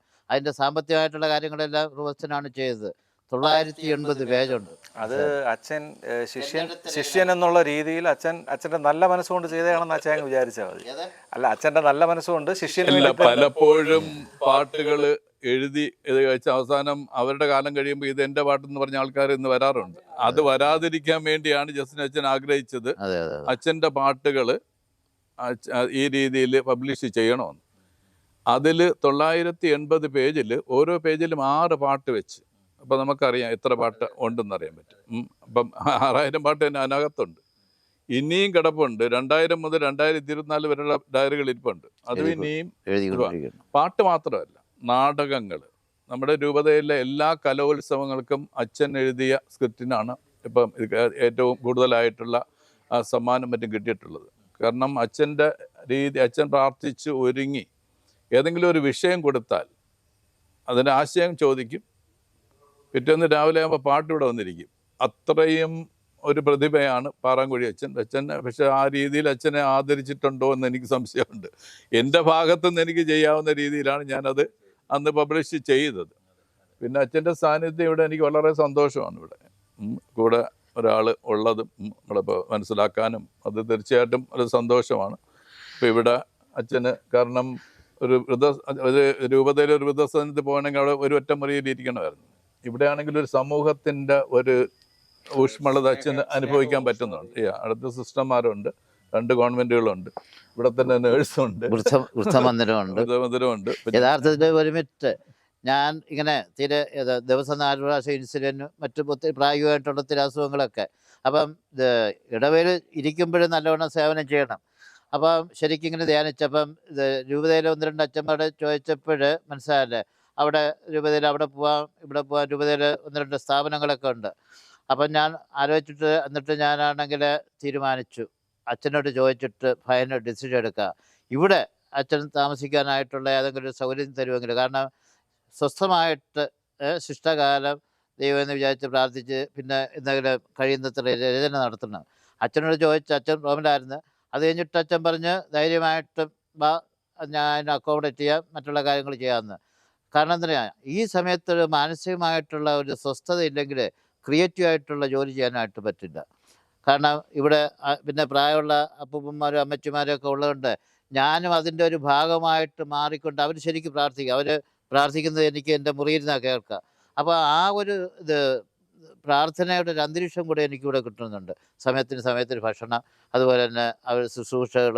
അപ്പം തീർച്ചയായിട്ടും ഇവിടെ വന്നതുകൊണ്ട് ഞാൻ ഇനി എനിക്ക് തോന്നുന്നു 100 വയസ്സ് വരെ ജീവിക്കാനുള്ള സാധ്യതയുണ്ട്. പറയാറുള്ളത് ഇതപ്പോൾ കുറഞ്ഞിട്ടുണ്ട്. സന്തോഷത്തിനിടയിൽ ഒരു കുസൃതി ചോദ്യം ചോദിക്കുന്നത്, നമ്മൾ യേശുദാസ് ചുള്ളിക്കൽ പള്ളിയിലായിരുന്നല്ലോ, ചുള്ളിക്കൽ പള്ളിയിലെ ഗായക സംഘത്തിലൊക്കെ ഉണ്ടായിരുന്നു. അവിടെ വെച്ചാണല്ലോ അച്ഛൻ ആദ്യം പരിചയപ്പെടുന്നത്. അച്ഛൻ അവിടെ പോകുമ്പോഴും ഒക്കെ കാണുന്നതൊക്കെ. ഈ പിൽക്കാലത്ത് പറഞ്ഞൊരു കാര്യമുണ്ട്, ഈ യേശുദാസിൻ്റെ പാട്ടുകൾ മാത്രം അച്ഛൻ ചെയ്തുകൊണ്ട് വന്നിട്ട് പെട്ടെന്ന് നിർത്തിയപ്പോൾ യേശുദാസുമായിട്ട് അച്ഛൻ പിണങ്ങിയോന്നൊരു ചോദ്യം. ഇല്ല, അങ്ങനെയൊന്നുമില്ല. പിന്നെ എന്തുകൊണ്ട് പെട്ടെന്ന് അങ്ങ് നിർത്തിയല്ല, എൻ്റെ 3 ആൽബം ഇറങ്ങിക്കഴിഞ്ഞ് 4ാമത്തെ ആൽബത്തിന് അവർ തരങ്കടി തന്നെ വിളിച്ചു. അപ്പോൾ അവർ പറഞ്ഞ എന്നോട് 2 ആഴ്ചക്കകം പാട്ട് കൊടുക്കണമെന്നാണ്. ഞാൻ ഒരു പഠിച്ചിട്ടുള്ള ഒരു മ്യൂസിക് ഡയറക്ടറല്ല, അപ്പോൾ ഞാൻ പറഞ്ഞു എനിക്ക് 2 ആഴ്ച കൊണ്ട് തരാൻ പറ്റില്ല ഒന്ന്. രണ്ടാമത് എൻ്റെ പ്രീസ്റ്റ് എന്നുള്ള നിലയിൽ എൻ്റെ പ്രയോറിറ്റി മുൻഗണന കൊടുക്കേണ്ട എൻ്റെ വൈദിക അന്തസ്സിലുള്ള കടമകളാണ്. എനിക്ക് അച്ഛന്മാരെ ധ്യാനിപ്പിക്കാനുണ്ട്. അപ്പോൾ അതെനിക്ക് ഒരുങ്ങണം. അപ്പോൾ അത് മാറ്റിക്കൊണ്ട് എനിക്ക് പാട്ട് ചെയ്യാനായിട്ട് ബുദ്ധിമുട്ടാണെന്ന് പറഞ്ഞു. അത് യേശുദാസിന് എന്നോട് അതോടെ വലിയ മതിപ്പായിരുന്നു. കാരണം ഞാൻ മുൻതൂക്കം കൊടുത്തത് എൻ്റെ വൈദിക അന്തസ്സിനാണ്. അപ്പോൾ അതിന് വേറെ കാരണമുണ്ടായിരുന്നു. അമ്മ എന്നോട് എപ്പോഴും പറയുമായിരുന്നു, മോനെ ഈ ലോകത്ത് കിട്ടാവുന്ന ഏറ്റവും വലിയൊരു ബഹുമതിയാണ് ഒരു വൈദികനാകുക. അതിനൊരിക്കലും കോട്ടം വരാതിരിക്കാൻ നോക്കണം, അതിനാണ് പ്രാധാന്യം കൊടുക്കേണ്ടതെന്നുള്ളത്. അപ്പോൾ അതും എൻ്റെ മനസ്സിലുണ്ടായിരുന്നു. അങ്ങനെയാണ് ഞാൻ പറഞ്ഞത്. അപ്പോൾ യേശുദാസിന് അതുകൊണ്ടൊന്നും, പക്ഷേ അദ്ദേഹം എന്നോട് മതിപ്പാണ് ഉണ്ടായിരുന്നത്. മതിപ്പ്, അദ്ദേഹത്തിൻ്റെ ആ ടീമും വളരെ മതിപ്പ് കാണിച്ചു. അച്ഛൻ്റെ ആ പ്രൊഫഷന് മുൻഗണന കൊടുത്തല്ലോ. അല്ലാതെ എനിക്കൊരു പ്രശസ്തി കിട്ടിയപ്പോൾ എൻ്റെ ആദ്യത്തെ വിളി ഞാൻ ഉപേക്ഷിച്ചില്ല. ഈ അതിനുശേഷവും ഈ ചിത്രയും അച്ഛനുമായിട്ടൊക്കെ ഒരു സംഗമം ഉണ്ടായിരുന്നു. ഉണ്ടായിരുന്നു. ഈ ചിത്രയായിട്ട്, അതായത് KS ചിത്രയായിട്ട് ഇപ്പോഴും ഒരു സൗഹൃദ ബന്ധം സൂക്ഷിക്കുന്ന ഒരു വൈദികൻ. അത് ഞാൻ ചെന്നൈയിൽ പോകുമ്പോൾ പോയി ചിത്രയെ കാണാറുണ്ട്. ഞാൻ ഈ പ്രാവശ്യം ജാനുവരി പോകണമെന്ന് വിചാരിച്ചിരിക്കുകയാണ്. അപ്പോൾ ഉണ്ടെങ്കിൽ ഞാൻ പോയി കാണും.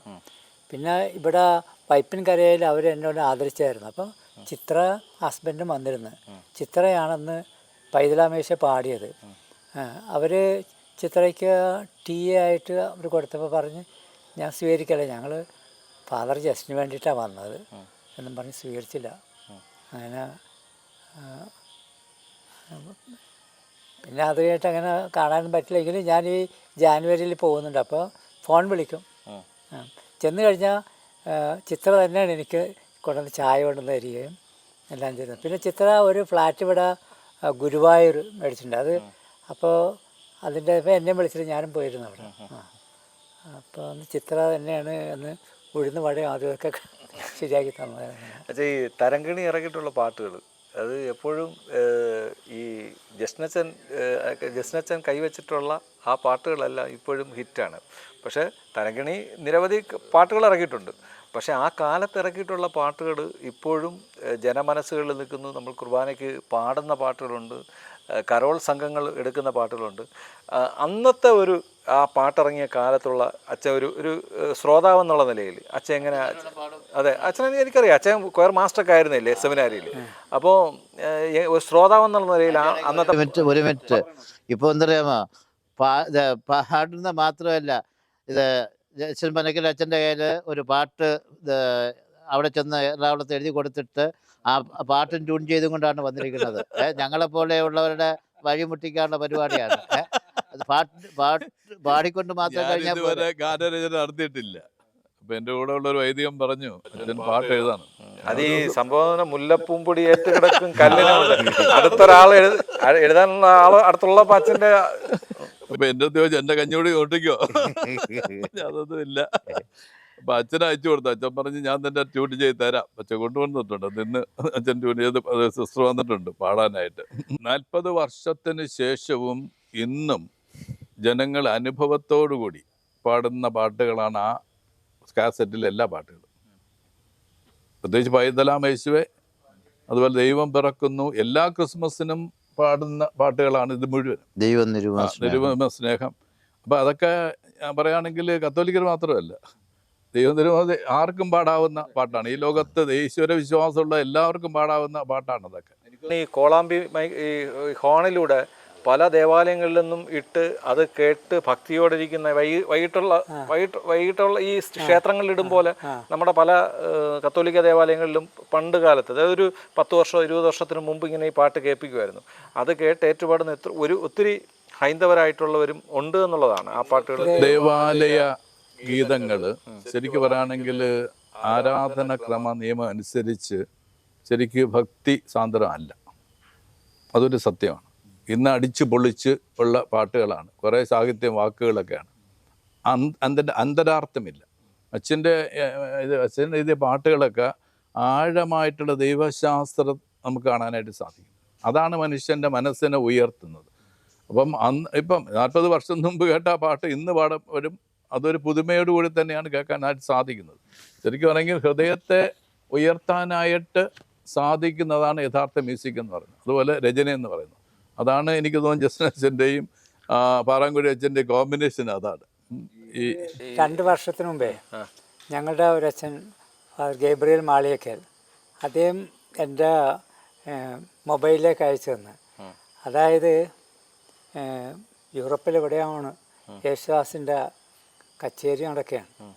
അപ്പോൾ അതിൻ്റെ ഇൻ്റർവെല്ലിൽ ദൈവം നിരുപമ സ്നേഹം എന്നുള്ള പാട്ട് യേശുദാസല്ല പാടുന്നത്, കൂടെയുള്ള ഒരാളാണ് പാടുന്നത്. പക്ഷേ യേശുദാസ് ആ ഗഞ്ചർ വെച്ച് കൊട്ടി ഇങ്ങനെ വളരെയധികം ആസ്വദിക്കുകയാണ്. അപ്പോൾ എനിക്കത് വളരെ സന്തോഷം തോന്നി. അത് കണ്ടതിന് ശേഷം ഞാനിപ്പോൾ ഉള്ള സ്ഥലത്ത് കുർബാനിക്കാൻ പലപ്പോഴും ദൈവം നിരുപമ സ്നേഹം എന്നുള്ള പാട്ട് പാടും. കാരണം അന്ന് അത് കണ്ട് യേശുദാസ് ശരിക്കും എൻജോയ് ചെയ്യണം അത് പാടും. ഈ പാട്ട് അയച്ചത് കുട്ടി നല്ല വളരെ നന്നായിട്ട്. അപ്പം എനിക്ക് സന്തോഷമാണ്. എന്നാ എൻ്റെ പാട്ടങ്ങനെ എടുത്തിപ്പോഴും അദ്ദേഹത്തിന് പാടാൻ സാധിച്ചല്ലോ.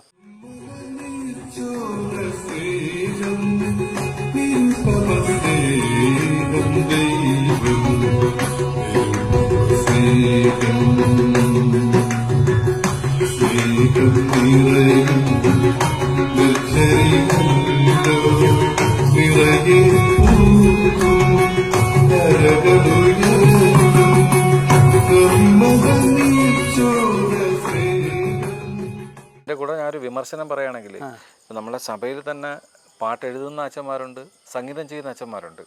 പക്ഷേ ഞാൻ മനസ്സിലാക്കുന്നത് പാറാങ്കുഴി അച്ഛൻ ആയിരക്കണക്കിന് പാട്ടുകൾ, 10,000-കണക്കിന് പാട്ടുകൾ എഴുതുന്ന ആളാണ്. എഴുതി പലർക്കും കൊടുത്തിട്ടുള്ള ആളാണ്. കാസറ്റുകൾ ആയിരക്കണക്കിന് കാസറ്റുകൾ, 5 പൈസ അതിൽ നിന്ന് പ്രതിഫലം അച്ഛൻ വാങ്ങിയതായിട്ട് എനിക്കറിയില്ല. അവരടുത്ത് പറയുന്നതെന്ന് പറഞ്ഞാൽ നിങ്ങളൊരു കാസറ്റ് കൊണ്ടുവരൂ, ഒരു CD കൊണ്ടുവരൂ എന്നാണ് ആവശ്യപ്പെടുന്നത്. തിരിച്ച് അച്ഛനെ പറ്റി പറയുകയാണെങ്കിൽ അച്ഛൻ പൗരോഹിത്യത്തിൻ്റെ അന്തസ്സ് മനസ്സിലാക്കി എനിക്കിനി കൂടുതൽ ചെയ്യാൻ പറ്റില്ലെന്ന് പറഞ്ഞ് മാറിയതാണ്. അപ്പോൾ ഇപ്പോഴും നമ്മുടെ സഭയ്ക്കകത്ത് തന്നെ ഇതൊരു വ്യവസായമായി കാണുന്ന ഒത്തിരി പുരോഹിതരുണ്ടെന്നുള്ളതാണ്. ഒരു വിമർശനമായിട്ട് പറയുന്നതല്ല. എങ്കിലും നിങ്ങൾ രണ്ടുപേരും അതിൽ നിന്ന് മാറി എന്ന് പറഞ്ഞാൽ അങ്ങനെ ഒരു സമ്പാദ്യം നമുക്ക് വേണ്ട എന്ന് പറഞ്ഞ് മാറിയവരാണ്. മൂല്യബോധമുള്ള ജീവിതത്തിൽ നിന്ന് വരുന്ന സംഗീതത്തിനും രചനയ്ക്കും അതിൻ്റേതായിട്ടുള്ള സവിശേഷത ഉണ്ടെന്നാണ് നമ്മൾ മനസ്സിലാക്കുന്നത്. അച്ഛൻ്റെ മൂല്യം അച്ഛൻ പറഞ്ഞു, എൻ്റെ പൗരോഹിത്യമാണ്. സംഗീത രംഗത്തിൽ ഇറങ്ങിയിട്ടെങ്കിൽ അച്ഛന് കോടികൾ സമ്പാദിക്കായിരുന്നു. അതുപോലെ അച്ഛനും 5 പൈസ അച്ഛൻ വാങ്ങിക്കില്ല. അപ്പം അത് എൻ്റെ പ്രേക്ഷിത പ്രവർത്തനം എന്ന രീതിയിലാണ് അച്ഛൻ അതിനെ കാണുന്നത്. ഇന്നൊരു പ്രസംഗം നടത്തുന്നു, ആ പ്രസംഗം കഴിഞ്ഞാൽ പോവും. തോന്നുന്നത് അച്ഛൻ പൈസ വാങ്ങിയിരുന്നുവെങ്കിൽ അച്ഛൻ നേരത്തെ ഇതിനു മുമ്പ് അറിയപ്പെടുമായിരുന്നു. അത് ശരി.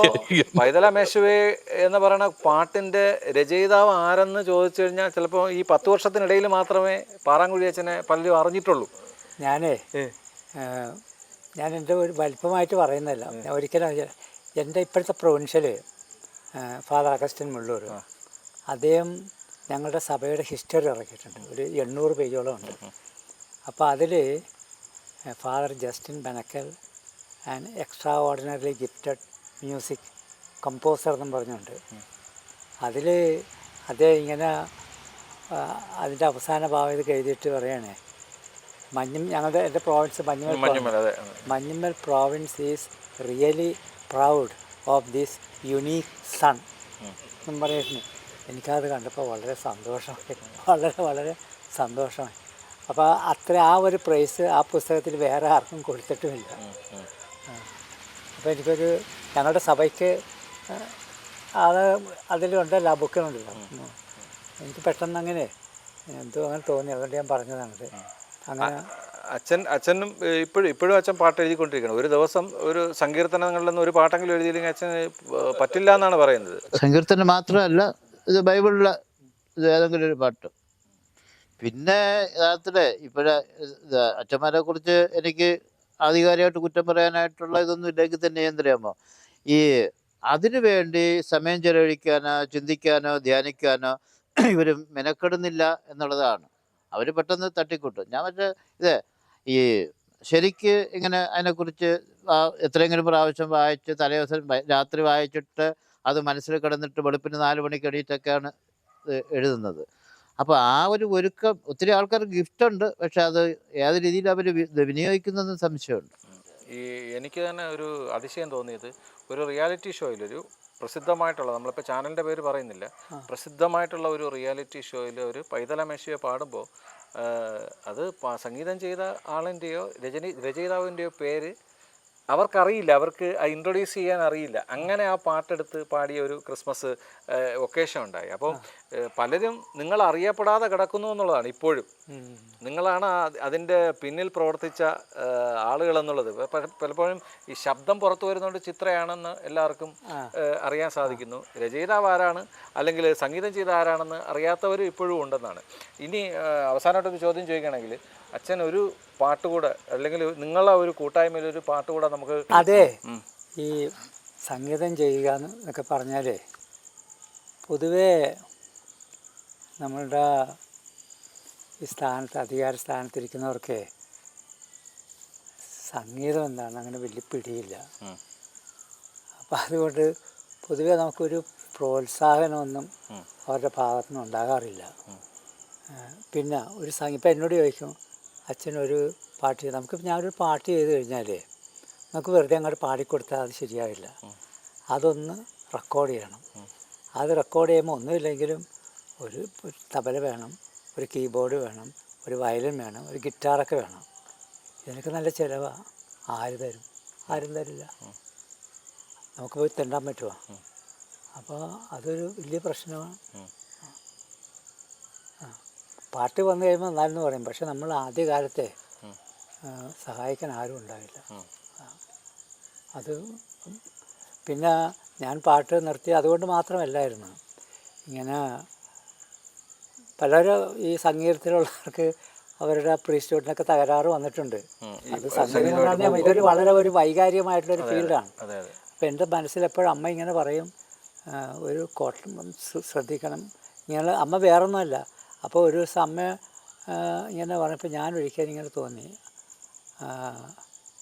വല്ലതും വന്നാലാ, അങ്ങനെ തോന്നിയേ ഉള്ളൂ. അങ്ങനെ നിർത്തി. അമ്മയുടെ ആ വാക്കുകളും ഇതൊക്കെ കണ്ടപ്പോൾ അങ്ങ് നിർത്തി. എനിക്കൊന്നും ഉണ്ടായിട്ടല്ല. അങ്ങനെ അതിനുശേഷം പിന്നെ ഞാൻ 2 പാട്ടുകളാണ് ചെയ്തിട്ടുള്ളത്. അപ്പോൾ ഒരെണ്ണം ഞാനിപ്പോൾ ചെയ്ത് കൊടുത്തിട്ടുണ്ട്. പിന്നെ ഒന്ന് ഞങ്ങളുടെ സഭയിലൊന്ന് ചെയ്തതാണ്. അത് ഞാൻ പറഞ്ഞു, അത് ശരിക്കൊന്ന് റെക്കോർഡ് ചെയ്യാനോ മറ്റൊന്നും സാധിച്ചിട്ടില്ല. പാട്ട് ശരിക്കും ശ്രീ അനിൽ ജോസഫ് ചെയ്യുന്ന ഒരു വലിയ പ്രവൃത്തി എന്ന് പറയുന്നത് സാധാരണ ഫേമസ് ഉള്ള സ്ഥലങ്ങളിലാണ് ആൾക്കാർ പോകാറുള്ളത്. എന്തായാലും ഇന്നലെ ഞാൻ വിളിച്ചു, ഇങ്ങനെ ജസ്നച്ചൻ വരുന്നുണ്ട്, അച്ഛൻ ഞാൻ വന്നിരിക്കും എന്നാണ് പറഞ്ഞത്. വളരെ നേരത്തെ തന്നെ വന്ന്. തീർച്ചയായിട്ടും നമ്മൾ രൂപത മീഡിയ എന്താണെന്ന് അറിയാം. ആദ്യത്തെ കാലങ്ങളിലല്ല, ഇപ്പോഴാണ് സാൻ ജോസ് കമ്മ്യൂണിക്കേഷൻ തുടങ്ങിയത്. അതിപ്പം അതിന് മുമ്പ് ഇന്നും നമ്മുടെ എല്ലാ പരിപാടികളും ഇന്ന് പക്ഷെ അവൻ ചെയ്യുന്നുണ്ട്. അപ്പം തീർച്ചയായിട്ടും നന്ദിയുണ്ട്. ഞാൻ പെട്ടെന്ന് വരണമെന്ന് കാരണം പാറാങ്കുഴി അച്ഛനുമായിട്ടുള്ളൊരു ബന്ധം, അച്ഛൻ വഴി പിന്നെ റൂഫസ് അച്ഛൻ, അതുപോലെ തന്നെ ജസ്നച്ചൻ്റെ ഒരു ഇൻ്റർവ്യൂ തന്നെ എനിക്ക് എടുക്കാൻ സാധിച്ചത് പാറാങ്കുഴി അച്ഛൻ്റെ ഒരു പ്രേരണ കൊണ്ടാണ്. കാരണം അച്ഛനെ വിളിച്ചു, ഇത്രയും ദൂരം നമ്മൾ യാത്ര ചെയ്തൊക്കെ എനിക്ക് തോന്നുന്നു അച്ഛൻ തുറന്ന് കുറച്ച് കാര്യങ്ങൾ, അച്ഛൻ്റെ മനസ്സിലുള്ള കുറച്ച് കാര്യങ്ങൾ എൻ്റെ അടുത്താണ് പറഞ്ഞിട്ടുള്ളത്, എൻ്റെ ഇൻ്റർവ്യൂവിലാണ് പറഞ്ഞിട്ടുള്ളത്. അത് ഞാൻ ഒരു കണ്ടീഷൻ വെച്ചിട്ടാണ് പൈതല യേശുവിൻ്റെ ഇൻ്റർവ്യൂ എടുക്കാൻ വന്നത്. അപ്പം ഞാൻ പറഞ്ഞ ജസ്നച്ചൻ്റെ ഇൻ്റർവ്യൂ കൂടെ ഇതിൽ ഉൾപ്പെടുത്തുമെങ്കിൽ ഞാൻ ഓക്കെ, അല്ലെങ്കിൽ ഇല്ലെന്ന് പറഞ്ഞു. കട്ടൻ റൈറ്റ് ആയിട്ട് പറഞ്ഞു. ഭയങ്കര ഡിമാൻഡ് ആയിരുന്നു അച്ഛാ. എത്ര പ്രാവശ്യം ഫോണിൽ വിളിച്ചെന്നറിയാം, ആരാണ് എന്നൊക്കെ പറഞ്ഞിട്ട് കട്ട് ചെയ്യും. പിന്നെ 2 ദിവസം കഴിഞ്ഞ് വീണ്ടും വിളിക്കുക, അച്ഛാ ഞാൻ വന്നോട്ടെ. അങ്ങനെ എന്തൊരു ഡിമാൻഡ്. ഫ്രാൻസിസ് പാപ്പയെ കാണാൻ പോകും പോലെയാണ് യഥാർത്ഥത്തില്. ഈ മാസം 1-ാം തീയതി സപ്തതിയിലെ കടന്നിരിക്കുന്നത്. തീർച്ചയായിട്ടും 1-ാം തീയതി അച്ഛൻ്റെ തിരുനാളാണ്, വിശുദ്ധ ജസ്റ്റിൻ്റെ. അന്ന് അച്ഛൻ്റെ 70ാമത്തെ ജന്മദിനം ആഘോഷിച്ചിരിക്കുകയാണ്. ജൂലിയുടെ കാര്യം പറഞ്ഞു ഇടയ്ക്ക് ഈ പാട്ടിന്റെ പിന്നെ പറയാം. അച്ഛൻ്റെ സുവർണ ജൂലി 50ാമത്തെ വർഷത്തെ പൗരോഹിത്യ ജൂലി ആഘോഷിക്കുന്ന സമയത്ത് ആ അച്ഛൻ്റെ ആ വലിപ്പം അച്ഛൻ എന്നെ വിളിച്ചെനിക്ക് പേഴ്സണലായിട്ട് ഒരു ലെറ്റർ എഴുതിയിട്ട് പറഞ്ഞ്, പാറാങ്കുഴി അച്ഛൻ കാരണം എൻ്റെ ജൂബിലിക്ക് പ്രസംഗിക്കണമെന്ന്. അപ്പോൾ യഥാർത്ഥത്തിൽ ഞാൻ പകുതി ഉരുകി. കാരണം എന്തിനാമോ, അവിടെ ഇഷ്ടംപോലെ പ്രഗത്ഭരായിട്ടുള്ള ആൾക്കാരും അച്ഛന്മാരും സിസ്റ്റേഴ്സും വരും. അപ്പോൾ ഞാൻ പറഞ്ഞ, അച്ഛൻ ഇത്രയും വലിയൊരു സദസ്സില്, അതും അച്ഛൻ്റെ സുവർണ ജൂബിലിക്ക് ഞാൻ കളമശ്ശേരിയിൽ വന്ന് പ്രസംഗിക്കണമെന്ന് പറഞ്ഞാൽ അത് പറയാൻ കഴിച്ചിട്ട് ഫ്രീ ആയിട്ട് പറഞ്ഞാൽ മതി. അങ്ങനെ ഒരു ഫോർമാറ്റ് നോക്കണ്ട, മനസ്സിലല്ലേ? അവിടെ വന്നിട്ടുള്ളവര് ഞാനും ക്ഷണിച്ചിട്ടില്ലേ, അവരവിടെ ഇരുന്നോളൂ എന്ന് പറഞ്ഞു. പിന്നെ ആണ് എന്നിട്ട് റൂസ് അച്ഛൻ നിർബന്ധമായിട്ട് പറഞ്ഞു ഇല്ല പോകണം ഇത് എന്ന് പറഞ്ഞ് അച്ഛൻ കാറിൽ എന്നെ കൊണ്ടുവന്ന് എറണാകുളത്ത് ഇത് ട്രിവാൻഡ്രത്താക്കി. പിന്നെ ഞങ്ങൾ ട്രെയിനിൽ പോയി. ഇത് സിസ്റ്റർ ജെട്രൂഡ് അന്ന് ഉണ്ടായിരുന്നു, ഫ്രാൻസിസ് അച്ഛൻ്റെ പെങ്ങള്. അങ്ങനെ ഞങ്ങൾ പോയി പങ്കെടുത്ത് അവിടെ ചെന്ന് ഒരു കാര്യം ഞാൻ പറയുന്നതിൽ വിരോധം ഉണ്ടെങ്കിലും ഞാൻ പറയാം. അപ്പൊ ഞാൻ പറഞ്ഞു ജസ്റ്റിൻ പനക്കലച്ഛന് ഇനി മരിക്കാം, പക്ഷെ അച്ഛന് മരണമില്ല എന്നുള്ളതാണ് മറ്റൊരു സത്യം. സോക്രട്ടീസിന് ഹംലോക്ക് എന്ന വിഷം കൊടുത്തിട്ടാണ് സോക്രട്ടീസിനെ കൊല്ലുന്നത്. ക്രമമായിട്ടാണ് അത് കൊല്ലുന്നത്. അത് കഴിഞ്ഞിട്ട് ശിഷ്യന്മാർ മരിക്കാറായ സമയത്ത് ചോദിച്ച് ഇത് അങ്ങ് മരിച്ചു കഴിഞ്ഞാൽ ജീവിച്ചിരിക്കുന്ന ഞങ്ങൾക്ക് ഇത് എന്താണ് സന്ദേശം തരാൻ ഉള്ളതെന്ന്. അപ്പം സോക്രട്ടീസ് തിരിച്ചു പറഞ്ഞു അദ്ദേഹത്തിൻ്റെ ജീവചരിത്രത്തിലൂടെയാണ്.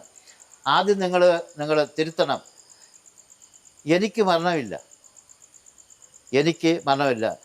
ജസ്റ്റിൻ അച്ഛനും മരിച്ചു കഴിഞ്ഞാലും അച്ഛന് മരണമില്ല. ഇപ്പോൾ 1-2 പ്രാവശ്യം ഇങ്ങനെ തീരെ ആവശ്യമായ നിലയിൽ പ്രവചിക്കാൻ പറഞ്ഞപ്പോൾ ഞാൻ പറഞ്ഞു ഞാൻ ഇന്നതുപോലെ അച്ഛൻ്റെ പൗരോഹിത്യ ജൂബിലിക്ക് ഞാൻ പോയി, അപ്പം ഇതിനും പോയി പ്രസംഗിക്കേണ്ടി വരുമോ എന്ന് ചോദിച്ചു. അത് കഴിഞ്ഞിട്ട് പിന്നെ യഥാർത്ഥത്തിൽ ആത്മാർത്ഥമായിട്ടാണെങ്കിൽ ശരിക്ക് കുർബാന സമയത്തൊക്കെ അച്ഛനെ ദീർഘായുസ് കൊടുക്കണേ, ആരോഗ്യം കിട്ടണേ, ഒന്നൊരു സ്വാർത്ഥത, എൻ്റെ കുറച്ച് പാട്ടുകൂടെ വീണ്ടും ചെയ്യാനായിട്ടുള്ള ആരോഗ്യം കൊടുക്കണേ എന്നൊക്കെ പ്രാർത്ഥിക്കാറുണ്ട്. അപ്പൊ ഇന്ന് യഥാർത്ഥത്തിൽ അങ്ങനെ ഒത്തിരി 100 കൂട്ടം സ്വപ്നങ്ങൾ. ഞാൻ 2-3 പ്രാവശ്യം ഞാൻ മുമ്പിരുന്ന കാരിക്കോണ ഇടവകയിൽ അച്ഛൻ വന്നിട്ട് അച്ഛൻ നിർബന്ധിച്ചിട്ട് പറഞ്ഞു ഇത് ഈ പാട്ടുകളൊക്കെ ശേഖരിച്ചൊരു ബുക്കാക്കണമെന്ന്, മനസ്സിലായില്ലേ? പിന്നെ ഇടയ്ക്ക് റൂബസച്ചിൻ്റെ കാര്യം പറയുമ്പോഴേ ഞാൻ ഇവിടെ യഥാർത്ഥത്തിൽ സ്വസ്ഥതയും സമാധാനവും ശിഷ്ടകാലം അതുകൊണ്ടാണ് രൂപത വിളിച്ചിട്ട് പോകാത്തത്. പിന്നെ അച്ഛൻ പറഞ്ഞ ഒരു കുടുംബ അന്തരീക്ഷമുണ്ട്. മറ്റൊന്ന് അച്ഛനിൽ കണ്ട ഒരു പുണ്യം. സാധാരണ ഇപ്പം ഞാനൊരു പുരോഹിതനാണ്, അത് പ്രത്യേകിച്ച് ഇങ്ങനെ ഇടവ വൈദികരിൽ പരിശുദ്ധ കുർബാനയോട് ഇത്രയും ഭക്തിയുള്ള ഒരു വൈദികൻ പ്രാർത്ഥിക്കുന്ന, കുർബാന കഴിയും പിന്നെ നമ്മളെ കാര്യങ്ങൾ പോകും. അച്ഛൻ കുർബാനയ്ക്ക് വരുന്നതിന് മുമ്പും അതിനുശേഷവും ദിവ്യകാരുണ്യത്തിൻ്റെ മുമ്പിൽ അച്ഛൻ ചെലവിടുന്ന അതാണെന്ന് തോന്നുന്നു അച്ഛൻ്റെ മനസ്സമാധാനത്തിനും ഈ പ്രേക്ഷക പ്രവർത്തനത്തിനും ഒക്കെ ഊർജം പകരുന്നത്. വയസ്സുകാലത്ത് അല്പം അനുസരണക്കുറവുണ്ട്. ഡോക്ടർ പറഞ്ഞ് ചക്ക നിന്നിരുന്നു, പക്ഷെ ഞാൻ ആവശ്യത്തിനുള്ള ഗുളിക ആനുപാതികമായിട്ട്, അതായത് ചക്ക തിന്നതിന് ആനുപാതികമായിട്ട് മരുന്നും കഴിക്കും. ഈ സന്ധ്യാസമയത്ത് ഈ പ്രിയപ്പെട്ട വൈദികർക്കൊപ്പം ആയിരിക്കുക വളരെ ചാരിതാർത്ഥ്യവും അതുപോലെ തന്നെ പ്രാർത്ഥനാ നിർഭരവുമായ ഒരു സന്ദർഭമാണ്. പ്രത്യേകിച്ച് എൻ്റെ റൈറ്റ് സൈഡിൽ ജസ്റ്റിൻ പനക്കലച്ചൻ, തൊട്ടടുത്തായി റൂഫസ് അച്ഛൻ, അതിൻ്റെ അടുത്ത് പാറാങ്കുഴി അച്ഛൻ, എല്ലാവരും പ്രഗത്ഭരാണ്. സംഗീതത്തിലായാലും ശരി, അവരെ വൈദികർ എന്നുള്ള നിലയിലായാലും ശരി, ഇവരെ വീണ്ടും ഈ കൂട്ടായ്മയിൽ ഞങ്ങൾക്ക് പങ്കെടുക്കാൻ പറ്റുന്നു എന്നുള്ളത് വർഷങ്ങൾക്ക് മുമ്പ് 10 വർഷത്തിന് മുമ്പ് ഞങ്ങൾക്ക് ഇങ്ങനൊരു കൂട്ടായ്മയിൽ പങ്കെടുക്കാൻ പറ്റിയിട്ടുണ്ട്. വീണ്ടും ഈ കൂട്ടായ്മയിൽ പങ്കെടുക്കാൻ പറ്റുന്നു എന്നുള്ളത് വളരെയധികം സന്തോഷം നൽകുന്ന അവസരമാണ്. എല്ലാ വൈദികർക്കും ഞങ്ങളുടെ നന്ദി അർപ്പിക്കുന്നു. Thank you.